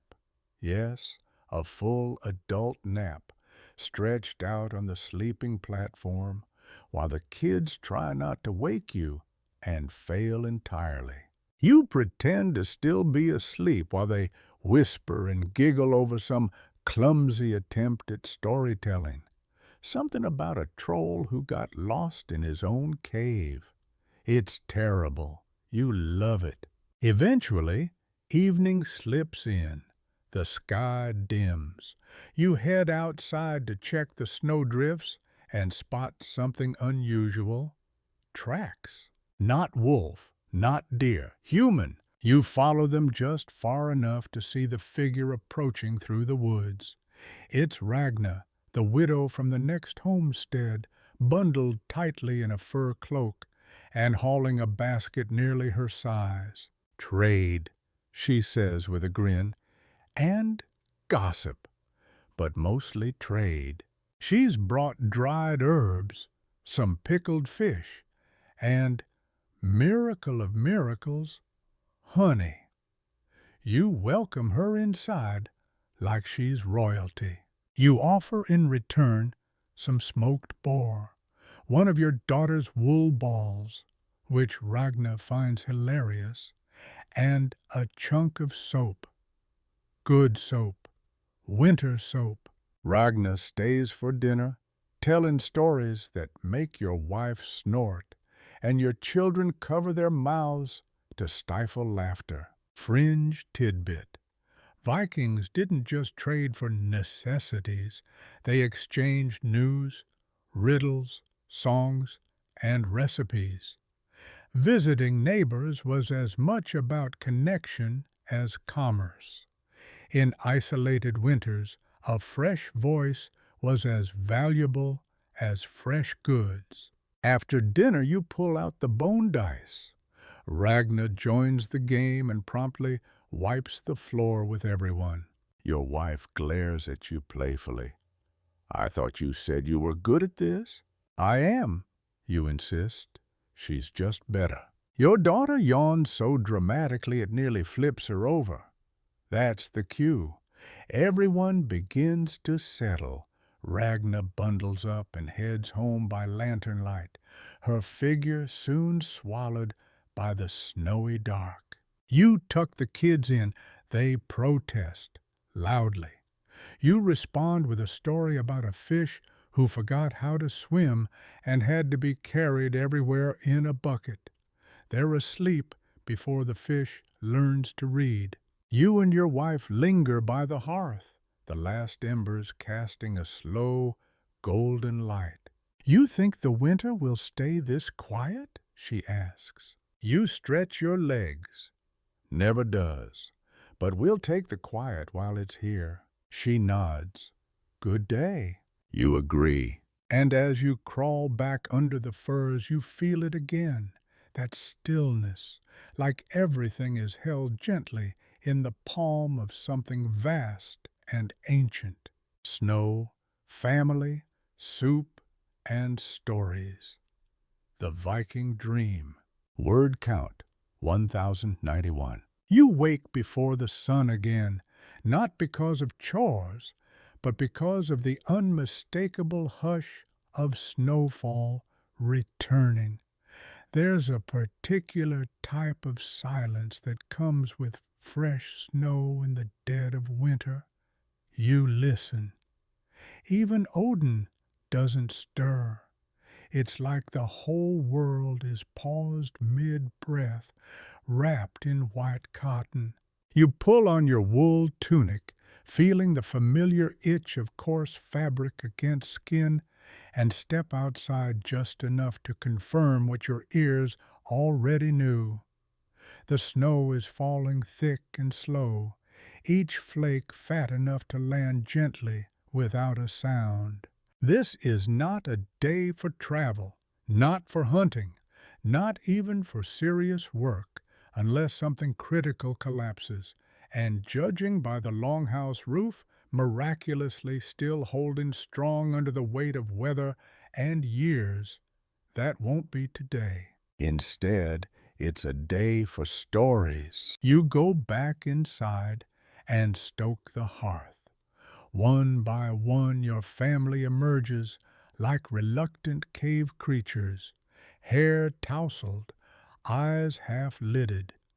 No one speaks much yet, just groans and stretches, and the sound of fire popping. Mainstream fact: Viking longhouses were usually one-room dwellings, sometimes stretching over 20 meters, shared by the entire family and occasionally their livestock during winter. There was no private time, which might explain why storytelling and shared rituals were vital for preserving sanity. Once everyone's fed and loosely functional, you set out the carving tools. The wood's a little too fresh, but it's all you've got. You sit on a stool near the fire and begin shaping a small figurine, maybe a bear, maybe a hound. Time will tell. Your son sits beside you with his own half-finished project, a clunky, lopsided boat with no sail and a deeply suspicious hull. You eye it sideways. Planning to sail that across the puddle behind the house? He smirks. It's not finished. It's a warship. It'll start a war, you mutter, and he laughs. Meanwhile, your daughter pulls out the bone runes and sets them in rows, asking endless questions. Do they really tell the future? What if the same rune shows up twice? What if Odin's bored and just messing with us? Your wife answers without looking up from her mending.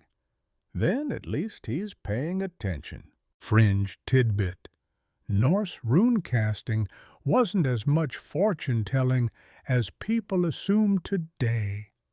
Often it was more like interpretive journaling, using symbols to reflect on decisions or dilemmas. Kind of like medieval therapy, but with more cryptic bone tiles. By midday, the children demand a story, and not just any story, one of the weird ones. Your wife raises an eyebrow and suggests not the tale of the giant who fell in love with his own beard again. You dig through your mental collection, finally settling on the saga of the goat who wanted to be a raven. It involves 3 gods, a very confused fisherman, and a magical comb. The moral is unclear, but the laughter is warm and frequent. Your wife follows up with a tale of her own, one passed down from her mother. A dreamlike story about a woman who spoke to the moon and asked for sleep, only to be told to knit 1,000 socks first. Did she finish them? Your daughter asks. Maybe. Your wife shrugs, but by then she was already asleep. Historians still argue whether Viking storytelling was strictly oral or sometimes aided by pictographs and carved markers. Some believe that wooden storyboards, primitive comics, if you will, were used to help memory and entertain younger audiences. The snow continues. Outside, the day is wrapped in wool and drifting flakes. Inside, the fire crackles, and your children are curled under blankets, each with their own strange little project: carving, spinning, pretend sailing. You glance over and notice your son has now added extra shields to his boat. which is helpful because it still floats like a rock. After lunch, leftover barley stew with a dash of sea salt you've been hoarding, you and your wife attempt to teach the kids a round song. It goes terribly, but everyone's laughing by the end, including you, because no one hit the same note twice, and Odin tried to howl along like a drunken goat. You settle back into your carving. The bear hound has now become a very determined badger. You accept this. Your wife hums while mending a tunic that's been patched so many times, it's more patch than cloth. Your daughter falls asleep with a spindle in her lap, thread wound around her fingers like some kind of woolly curse. And your son finally gets his warship to float, in the water basin, at least, by stuffing the hull with moss. You pretend not to notice the mess. Outside, the snow thickens. The light dims early. There's a quiet sort of magic to days like this. Nothing remarkable happens, and yet it feels like everything is happening. The rhythm of family, the softness of time passing unnoticed. You end the day reading aloud from a carved slate your father gave you, a poetic tale of a raven who forgets how to fly and learns instead how to walk with pride. You pause halfway through to stoke the fire and let everyone drift in and out of listening. Some words are caught. Some are lost to sleep. That's fine. The story is a river. You're just letting them float down it. As you close your eyes, your wife slips a wool blanket over your shoulders and mutters, "Your badger has a weird face." You reply without opening your eyes. It's supposed to look judgmental.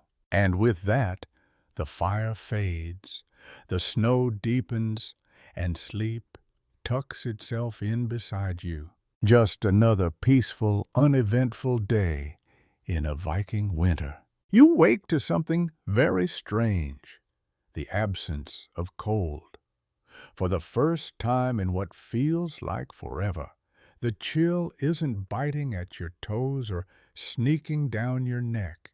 Instead, you're warm, blanketed by bodies and wool, and wrapped in the collective warmth of a sleeping household. It takes you a moment to realize today is sauna day. Now, don't get too excited. This isn't your modern-day spa trip with eucalyptus mist and ambient whale sounds. This is the Viking equivalent, a sweat bath carved into the edge of your property, fueled by fire, stones, and raw stubbornness. And yes, there will be nudity. Brace yourself.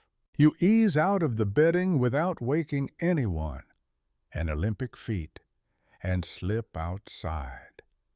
The snow from yesterday lies undisturbed, except for the slight dip of your footprints. Overhead, the clouds have parted a bit, revealing that pale winter sun that pretends to offer warmth but really just judges you. The bathhouse is small and squat, half buried in the ground to retain heat. Inside, there is already a fire crackling under the stones, and the room smells faintly of birch and burnt ash. You nod in approval. Someone was smart enough to start heating early, probably your neighbor Olaf, who takes his sweating rituals very seriously. That man once declared steam the spirit of warriors. No one argued. Mainstream fact. Viking bathhouses or sweat houses were used weekly or even more often in some communities. Cleanliness wasn't just practical, it was cultural. Visitors from the continent often remarked on how overly clean and well-groomed the Norse were, compared to their own countrymen. You add another log to the fire and return home to gather the clan. The kids groan at the idea of scrubbing behind their ears. Your wife just gives them the look. Even Odin seems to know it's bath day. He tries to hide under a bench.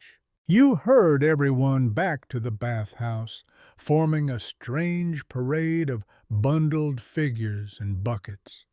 Your son slips twice. Your daughter complains that the snow is personally attacking her. You almost agree. Inside, the heat has begun to bloom. You strip down, toss your clothes in the corner, and grab a bundle of leafy birch branches. Don't panic. These are for light flogging, not witchcraft. The branches stimulate circulation and help with muscle soreness. That's the idea anyway. Mostly, it feels like gently beating yourself with a salad. Fringe tidbit. Vikings often used birch or juniper branches in the sauna. Some even added herbs or pine needles to the fire for a kind of early aromatherapy. It wasn't uncommon to chant or tell stories during sauna time, turning it into a ritual as much as a cleaning process. You sit on the bench, sweat already pooling along your spine, and dump a ladle of water over the hot stones. The room hisses. Steam rises like a summoned ghost. Your lungs fill with heat. Your eyes sting slightly. It's glorious. The kids are less impressed. Your son fans himself dramatically and declares he's melting. Your daughter tries to sneak out early. Your wife, meanwhile, sits completely still, eyes closed, like some kind of spa sorceress absorbing the heat through sheer willpower. And then comes the scrubbing. Everyone grabs coarse cloths or bundled moss and begins the annual exfoliation battle. There is grunting. There is laughter. There is one accidental slap with a birch branch that prompts an apology and then uncontrollable giggling. Odin, meanwhile, has discovered a puddle and is now covered in equal parts steam and mud. Somehow he looks proud. Historians still argue whether Viking sweat baths were solely domestic or occasionally communal for the entire village. Some suggest that they were even used for minor medical treatments, given their disinfecting properties and potential to sweat out illness. Once you're red as a boiled crab and loose-limbed like overcooked fish, it's time for the cold plunge. There's no fancy pool waiting, just snow. Lots of it. You step outside, barefoot, steam rising off you like some sort of forest spirit. Then, because you're brave, because you're Viking, and because everyone is watching, you flop down in the snow with a yelp that echoes through the woods. Your daughter screams. Your son howls with laughter. Your wife calmly follows you out, crouches in the snow like she's communing with it, and then dusts herself off like nothing happened. You think I married a frost giant? The return to the bathhouse feels like entering heaven. The warmth wraps around you like a second skin. No one says much now, just quiet breathing, occasional dripping sounds, and the hiss of another ladle of water tossed on the stones. This is peace. Simple, sweaty, slightly awkward peace. You stay until your fingers wrinkle like old fruit and your eyes get heavy. Eventually the kids begin to nod off, your son leaning against the wall, your daughter curled like a cat near the stones. You gather everyone, wrap them in wool, and trek back home under the early set sun. Everyone is too tired to argue. The snow crunches softly underfoot. The sky is the color of silver and slate. Back inside, the fire is still warm. You hand out mugs of warm goat's milk with a pinch of dried berries, a special winter treat. The kids curl into their usual nests of fur and blanket. Odin flops down like he's just returned from a heroic battle. Your wife rubs her hair dry with a cloth and smiles in that quiet, worn-out way that says, "Yes, today was good." You sip your own mug and sigh. Clean skin, quiet house. A dog that smells only mildly like swamp now. You've survived sauna day, and honestly, you feel better than you have in weeks. The weather turns again. You wake to the familiar drumbeat of rain on the longhouse roof. Not snow this time, actual rain, the kind that seeps through the earth and into your bones.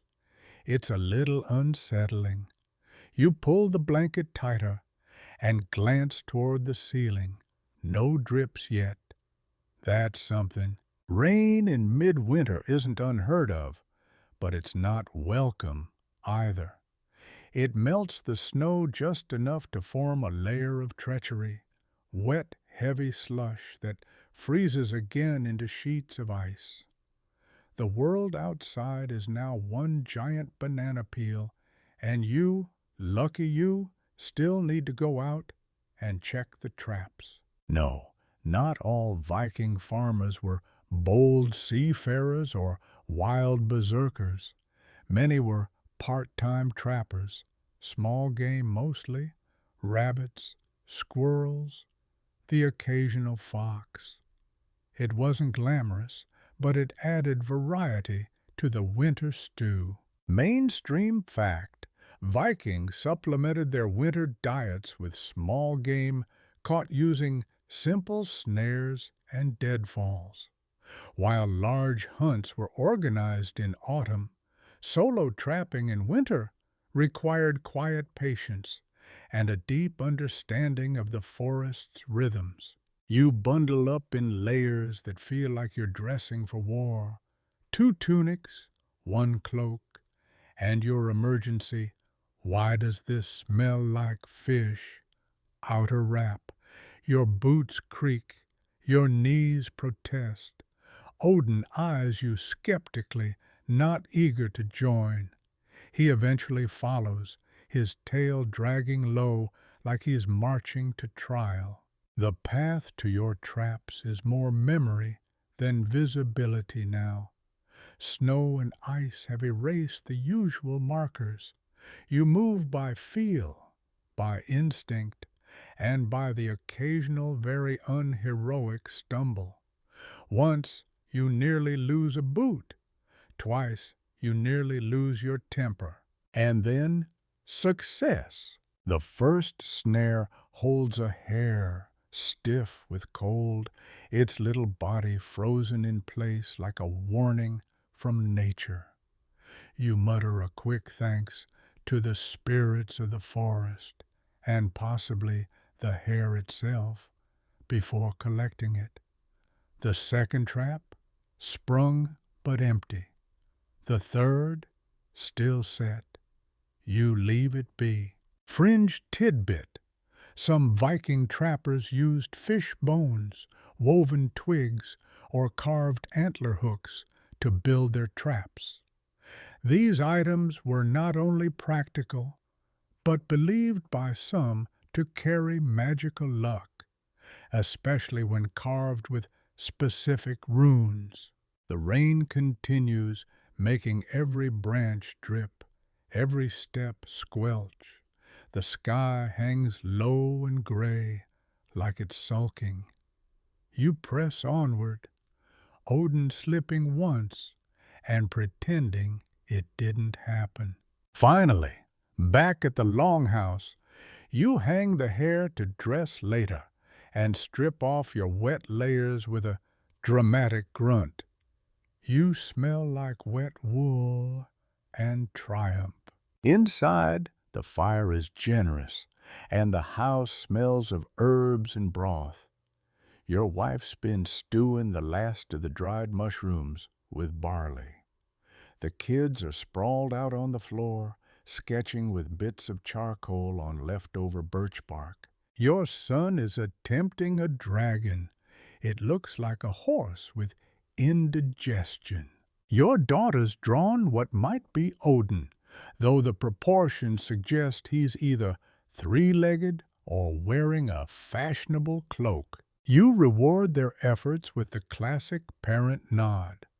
Nice, real, symmetrical. After lunch, it's time for repairs. The weather softened the fence line near the goat pen. The poles are leaning. One of them split. You take your tools and head out again, just as the rain shifts to sleet. Of course it does. Historians still argue whether Viking homes had dedicated workshops or if tools were stored and used wherever space allowed.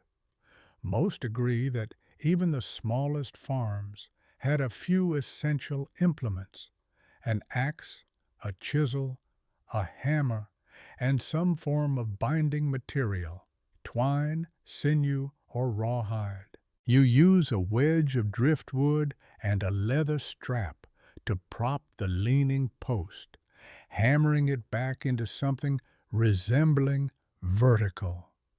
Every thud of the mallet sends icy droplets flying off your hood and into your eyes. Odin stands watchfully nearby, looking like the world's saddest guard dog. You finish the job with frozen fingers and a sore shoulder, then hobble back inside like a war hero who fought against fences and nearly lost. Inside, your wife rewards you with a chunk of dried apple dipped in honey, a rare treat. You chew slowly, savoring it like it's treasure. The kids demand a share, and you're forced to barter half your portion for a very questionable back rub from your daughter. Later, you sit by the hearth and begin the hair prep, cleaning, skinning, portioning. It's not glamorous, but it's quiet work. Your son watches, curious. You let him help with the rinsing. You think it's weird, you say, but this is how we eat in winter.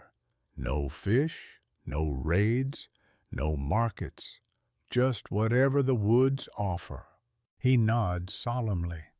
I think it's kind of amazing. You raise an eyebrow. Amazing like heroic warrior? Or amazing like please never make me do this? He shrugs. Both.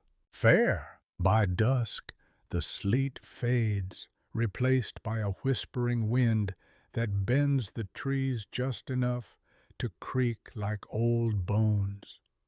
You seal the longhouse door tight and stuff extra moss in the corners to keep the draft out.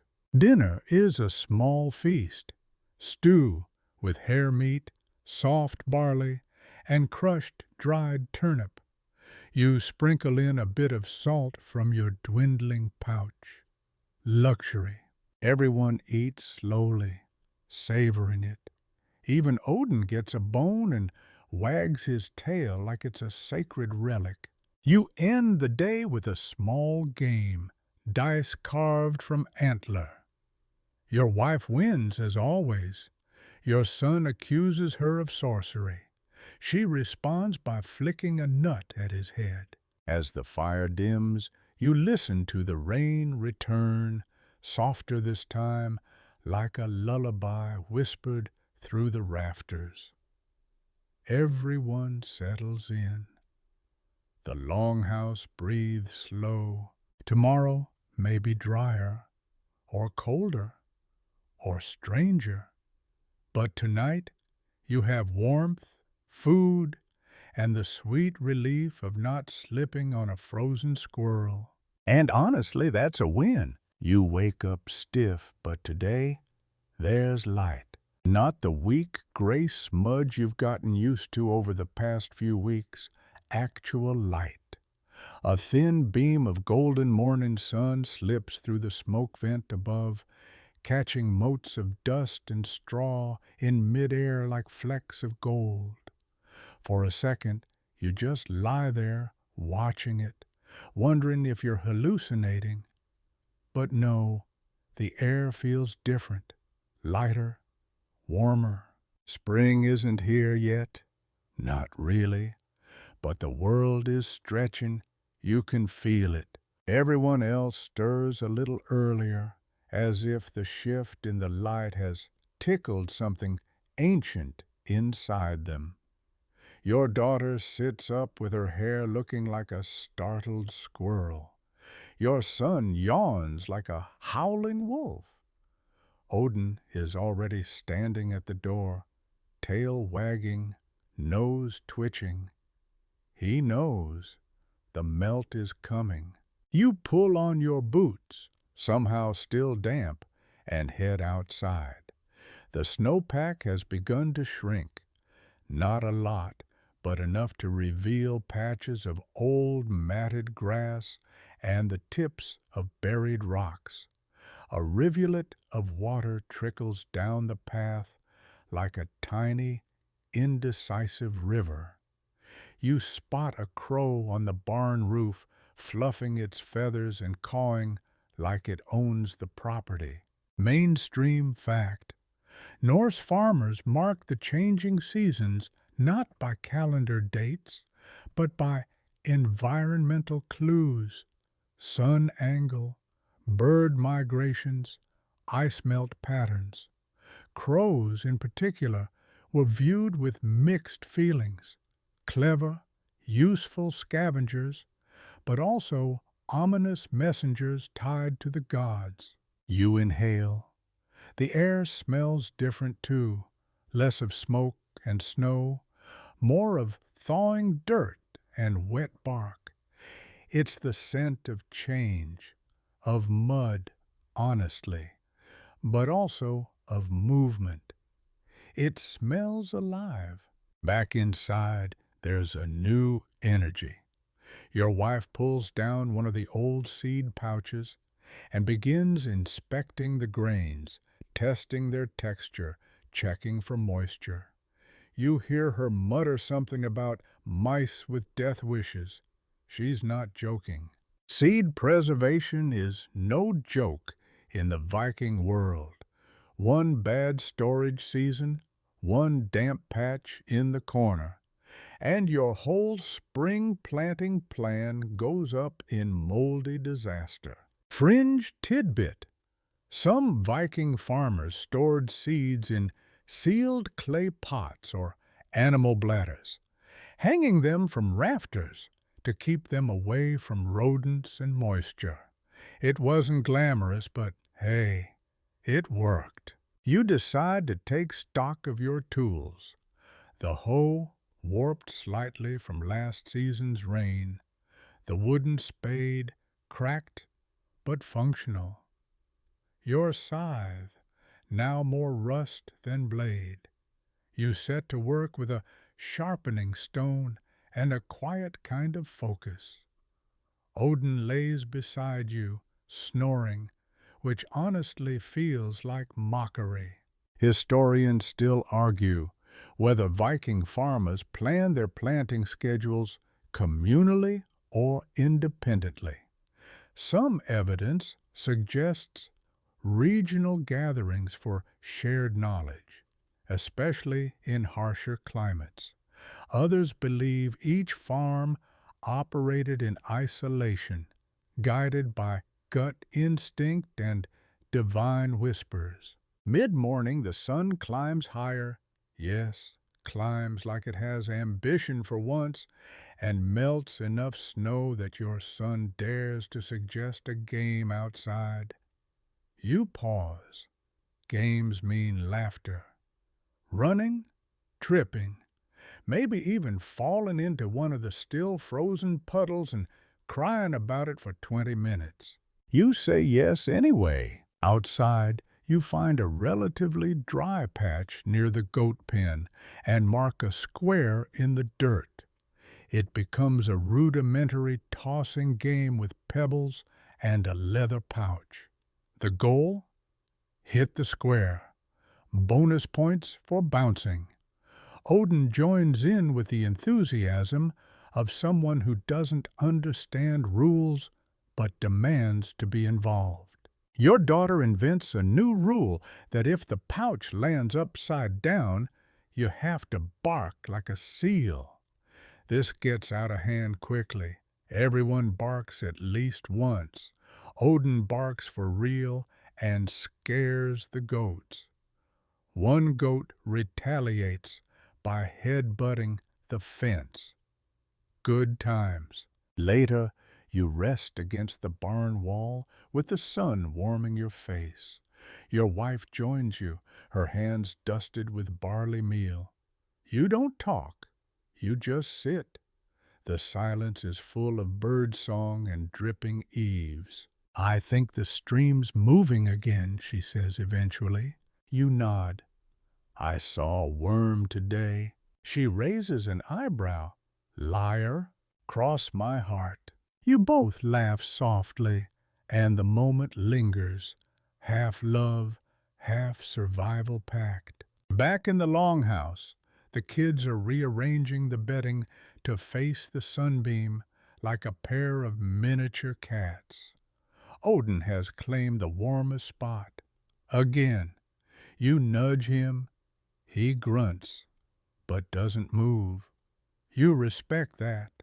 Dinner is simple. Flatbread with smoked fish and pickled cabbage. It's not much, but it tastes better in the sunlight. Your son announces that he plans to plant his own garden patch this year. Your daughter says she'll raise chickens. Your wife gives you the look that says, "Please supervise that." After the meal, you carve for a while, just idle whittling. A small bear takes shape from a scrap of driftwood. Your hands remember the motion even when your brain forgets why.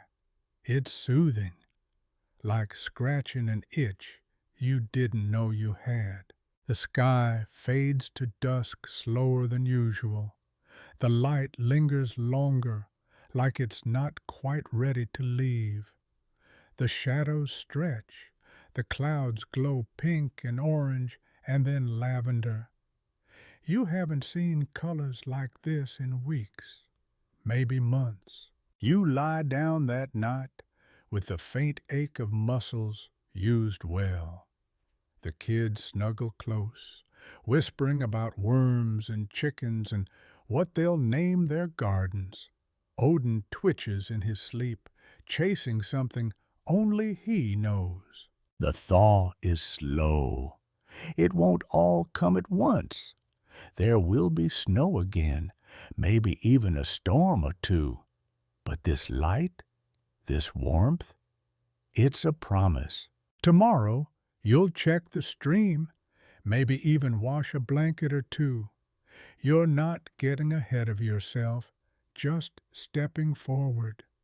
Carefully, hopefully, and tonight you sleep warm, with dreams of sunlight and barking seals. The stream is indeed moving again. You hear it before you see it, soft, gurgling, like it's whispering secrets to the earth. When you finally make it to the bend where the snow has receded, there it is, a thin ribbon of dark water pushing its way through the slush. Little shards of ice float past like tiny longships on a very boring adventure. You crouch down, cupping your hands in the cold, clear water. It's freezing, of course. It bites your skin like a mischievous sprite. But it's also alive. It tastes sharp and pure and just a little metallic, like winter's leaving its final fingerprint. Your wife arrives a moment later with 2 buckets and a smirk. Thought I'd find you here. You help her fill them in silence. The stream has always been a place of quiet rituals. Water for drinking, washing, soaking weary feet in summer. You both look upstream for a moment, as if expecting someone else to appear. No one does. Just a blackbird hopping along the edge, eyeing you like it might report back to Odin himself. Mainstream fact. Many Viking farms relied on nearby streams for their primary water source. Wells existed, but were rare and hard to maintain in northern regions. Seasonal meltwater was considered especially clean, blessed by the gods, some whispered. Carrying the buckets home feels easier now, not because they're lighter. You're still balancing half your body weight in sloshing glacier juice, but because something has shifted. Your joints creak a little less. Your lungs breathe a little deeper. Spring is still shy, still hiding behind snowdrifts and wind, but she's close enough to smell. Inside, the kids are already working on their garden plans. Your son has scratched out a wildly ambitious plot map on birch bark, including things like dragon carrots and super onions. Your daughter has drawn a chicken with a cape. You nod solemnly. Powerful poultry.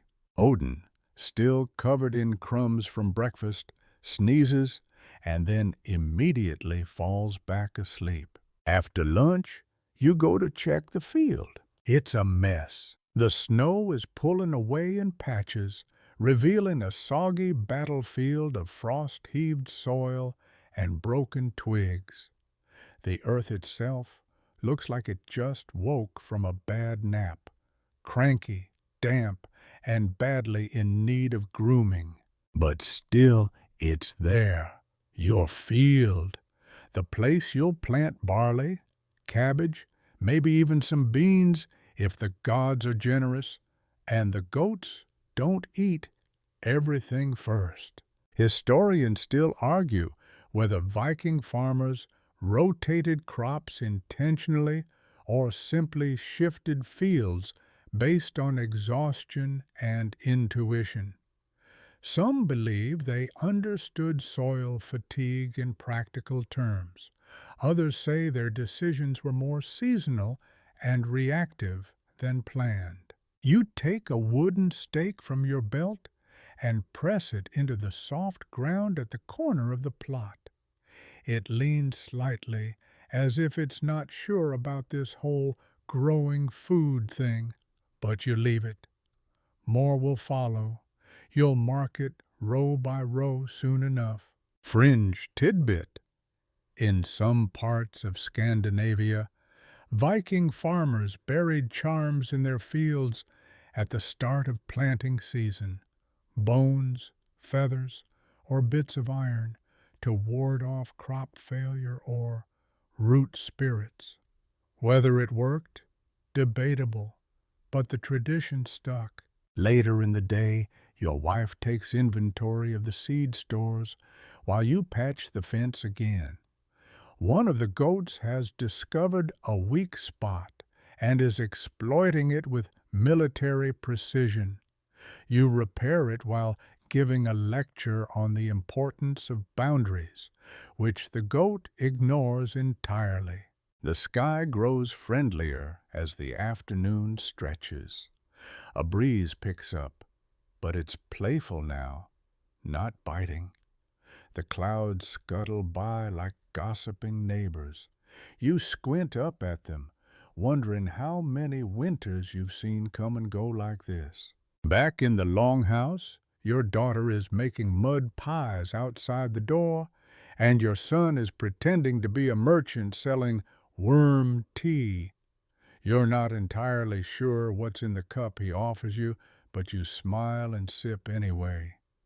Tastes earthy.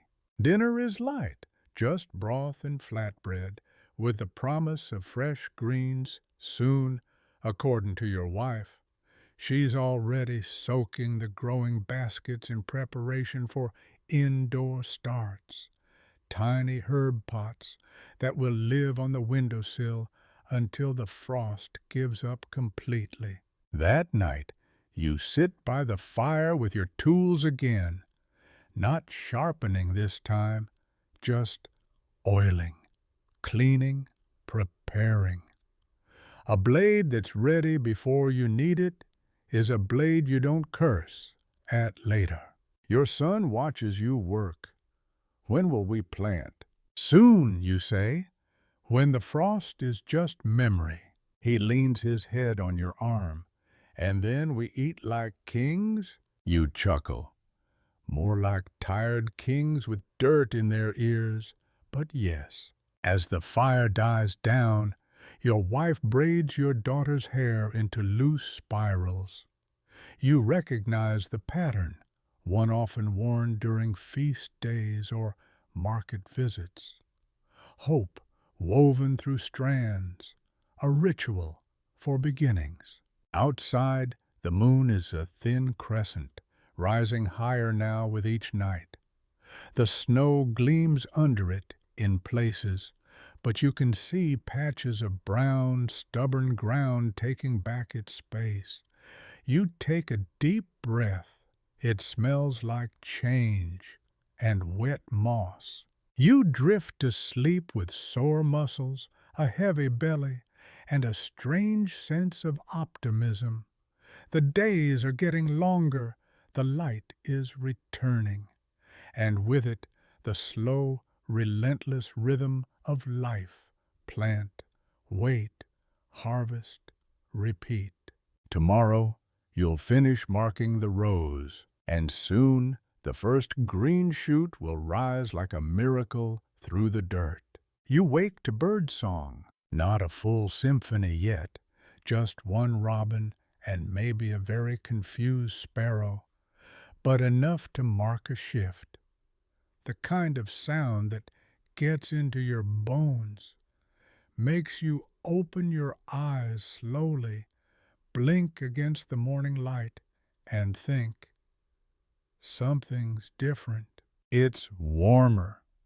Not warm, but less like immediate frostbite and more like maybe you won't need 2 tunics. Your wife is already up. She's humming under her breath while mixing grain into a mash for the animals. You sit up, stretch, and hear your spine make noises like dry wood, bending. Another lovely reminder that you are not, in fact, 20 anymore. There's a plan for today. Several, actually. You're marking out the final garden rows, mending a bit of the roof that didn't survive the last snowstorm, and you're both a little giddy about this, attempting to bake bread again with the last of the autumn flour. Mainstream fact. Viking bread was usually made from barley, rye, or oats, often mixed with whatever filler was available. Tree bark, moss, and even ground up bones in lean years. The texture? Let's call it character building. You take your time dressing, not because you're lazy, okay, maybe a little, but because there's something ceremonial about the way these spring mornings unfold. A fresh pair of wool socks, a belt that still fits after winter, the knife on your hip cleaned just last night. Everything has weight, purpose. Outside, Odin the goat is standing on the roof of the woodpile again, staring at the sunrise like he's posing for a very serious statue. Your daughter points and giggles. He thinks he's the sun god now. You nod solemnly. All hail Odin, ruler of firewood. The ground squelches underfoot, but you don't care. The last frost has melted from the southern edge of the field, and your boots sink into honest, living soil. Your fingers itch to dig. You press your palm into the earth, feel the pulse of it. Historians still argue whether Viking farmers planted by moon phases, seasonal cues, or sheer guesswork. Some sagas reference signs in nature, the arrival of birds, the sound of thawing rivers, as cues to begin. Others, just gut feeling and crossed fingers. You and your wife begin the first furrow with a shared look. This is it, the turning point. You dig, she drops seeds, you cover. It's awkward at first. You're both out of practice, but the rhythm returns quickly, like a song half remembered. Fringe tidbit. Viking-aged children often made rattles or whistles from hollow reeds during planting season. Some believed the sound kept away bad spirits, or at least entertained bored parents in the field. By midday, your shoulders ache, your knees are cranky, and there's dirt in places dirt should never be. But the rows are in, staked, named, blessed with a nod to the sky and a small splash of spring water, just for luck. Lunch is simple, boiled roots and a cup of ale that's slightly sour, but you pretend it's intentional. The kids are drawing in the dirt outside, using sticks and stones to invent some elaborate game involving trolls and cabbage farmers. You give it 5 stars. Later, you patch the thatch on the roof while your wife weaves fresh cordage from dried nettles. It scratches her fingers, but holds strong, just like her. You remind yourself to compliment her work tonight. You don't say it enough. The evening sneaks in golden. Light spills through the slits in the wall, warming the floor like spilled honey. You lie on your back, arms folded behind your head, and let your eyelids slip down. Your wife joins you, resting her hand on your chest. Odin snores under the table. The fire crackles softly. Outside, the last clouds of winter retreat toward the mountains. Grumbling, you think of what comes next. Weeding, tending, maybe trading a few tools for fresh supplies at the spring market. There will be blisters, rain, at least one goat-related disaster, but also laughter, maybe even a dance or two if your knees behave. The hearth glows low. Your children are curled in furs beside the wall. One murmurs something about dream cabbages. The world narrows to heat, breath, heartbeat. You sleep like earth, heavy, full of promise.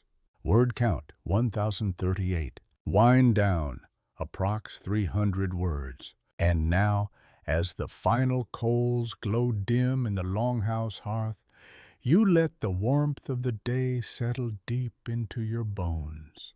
The air outside has stilled, that peculiar hush that comes just before true nightfall. Somewhere, an owl calls once, then quiet. Even the goats have tucked themselves into corners, for once content not to knock anything over. You lie still, wrapped in furs, your limbs heavy from labor and comfort. You feel the ache of your muscles, but it's a good ache, earned, honest, humming quietly, like the memory of sun on soil. Your hands are marked with dirt, but so is the earth marked by you. It knows your touch now, trusts it.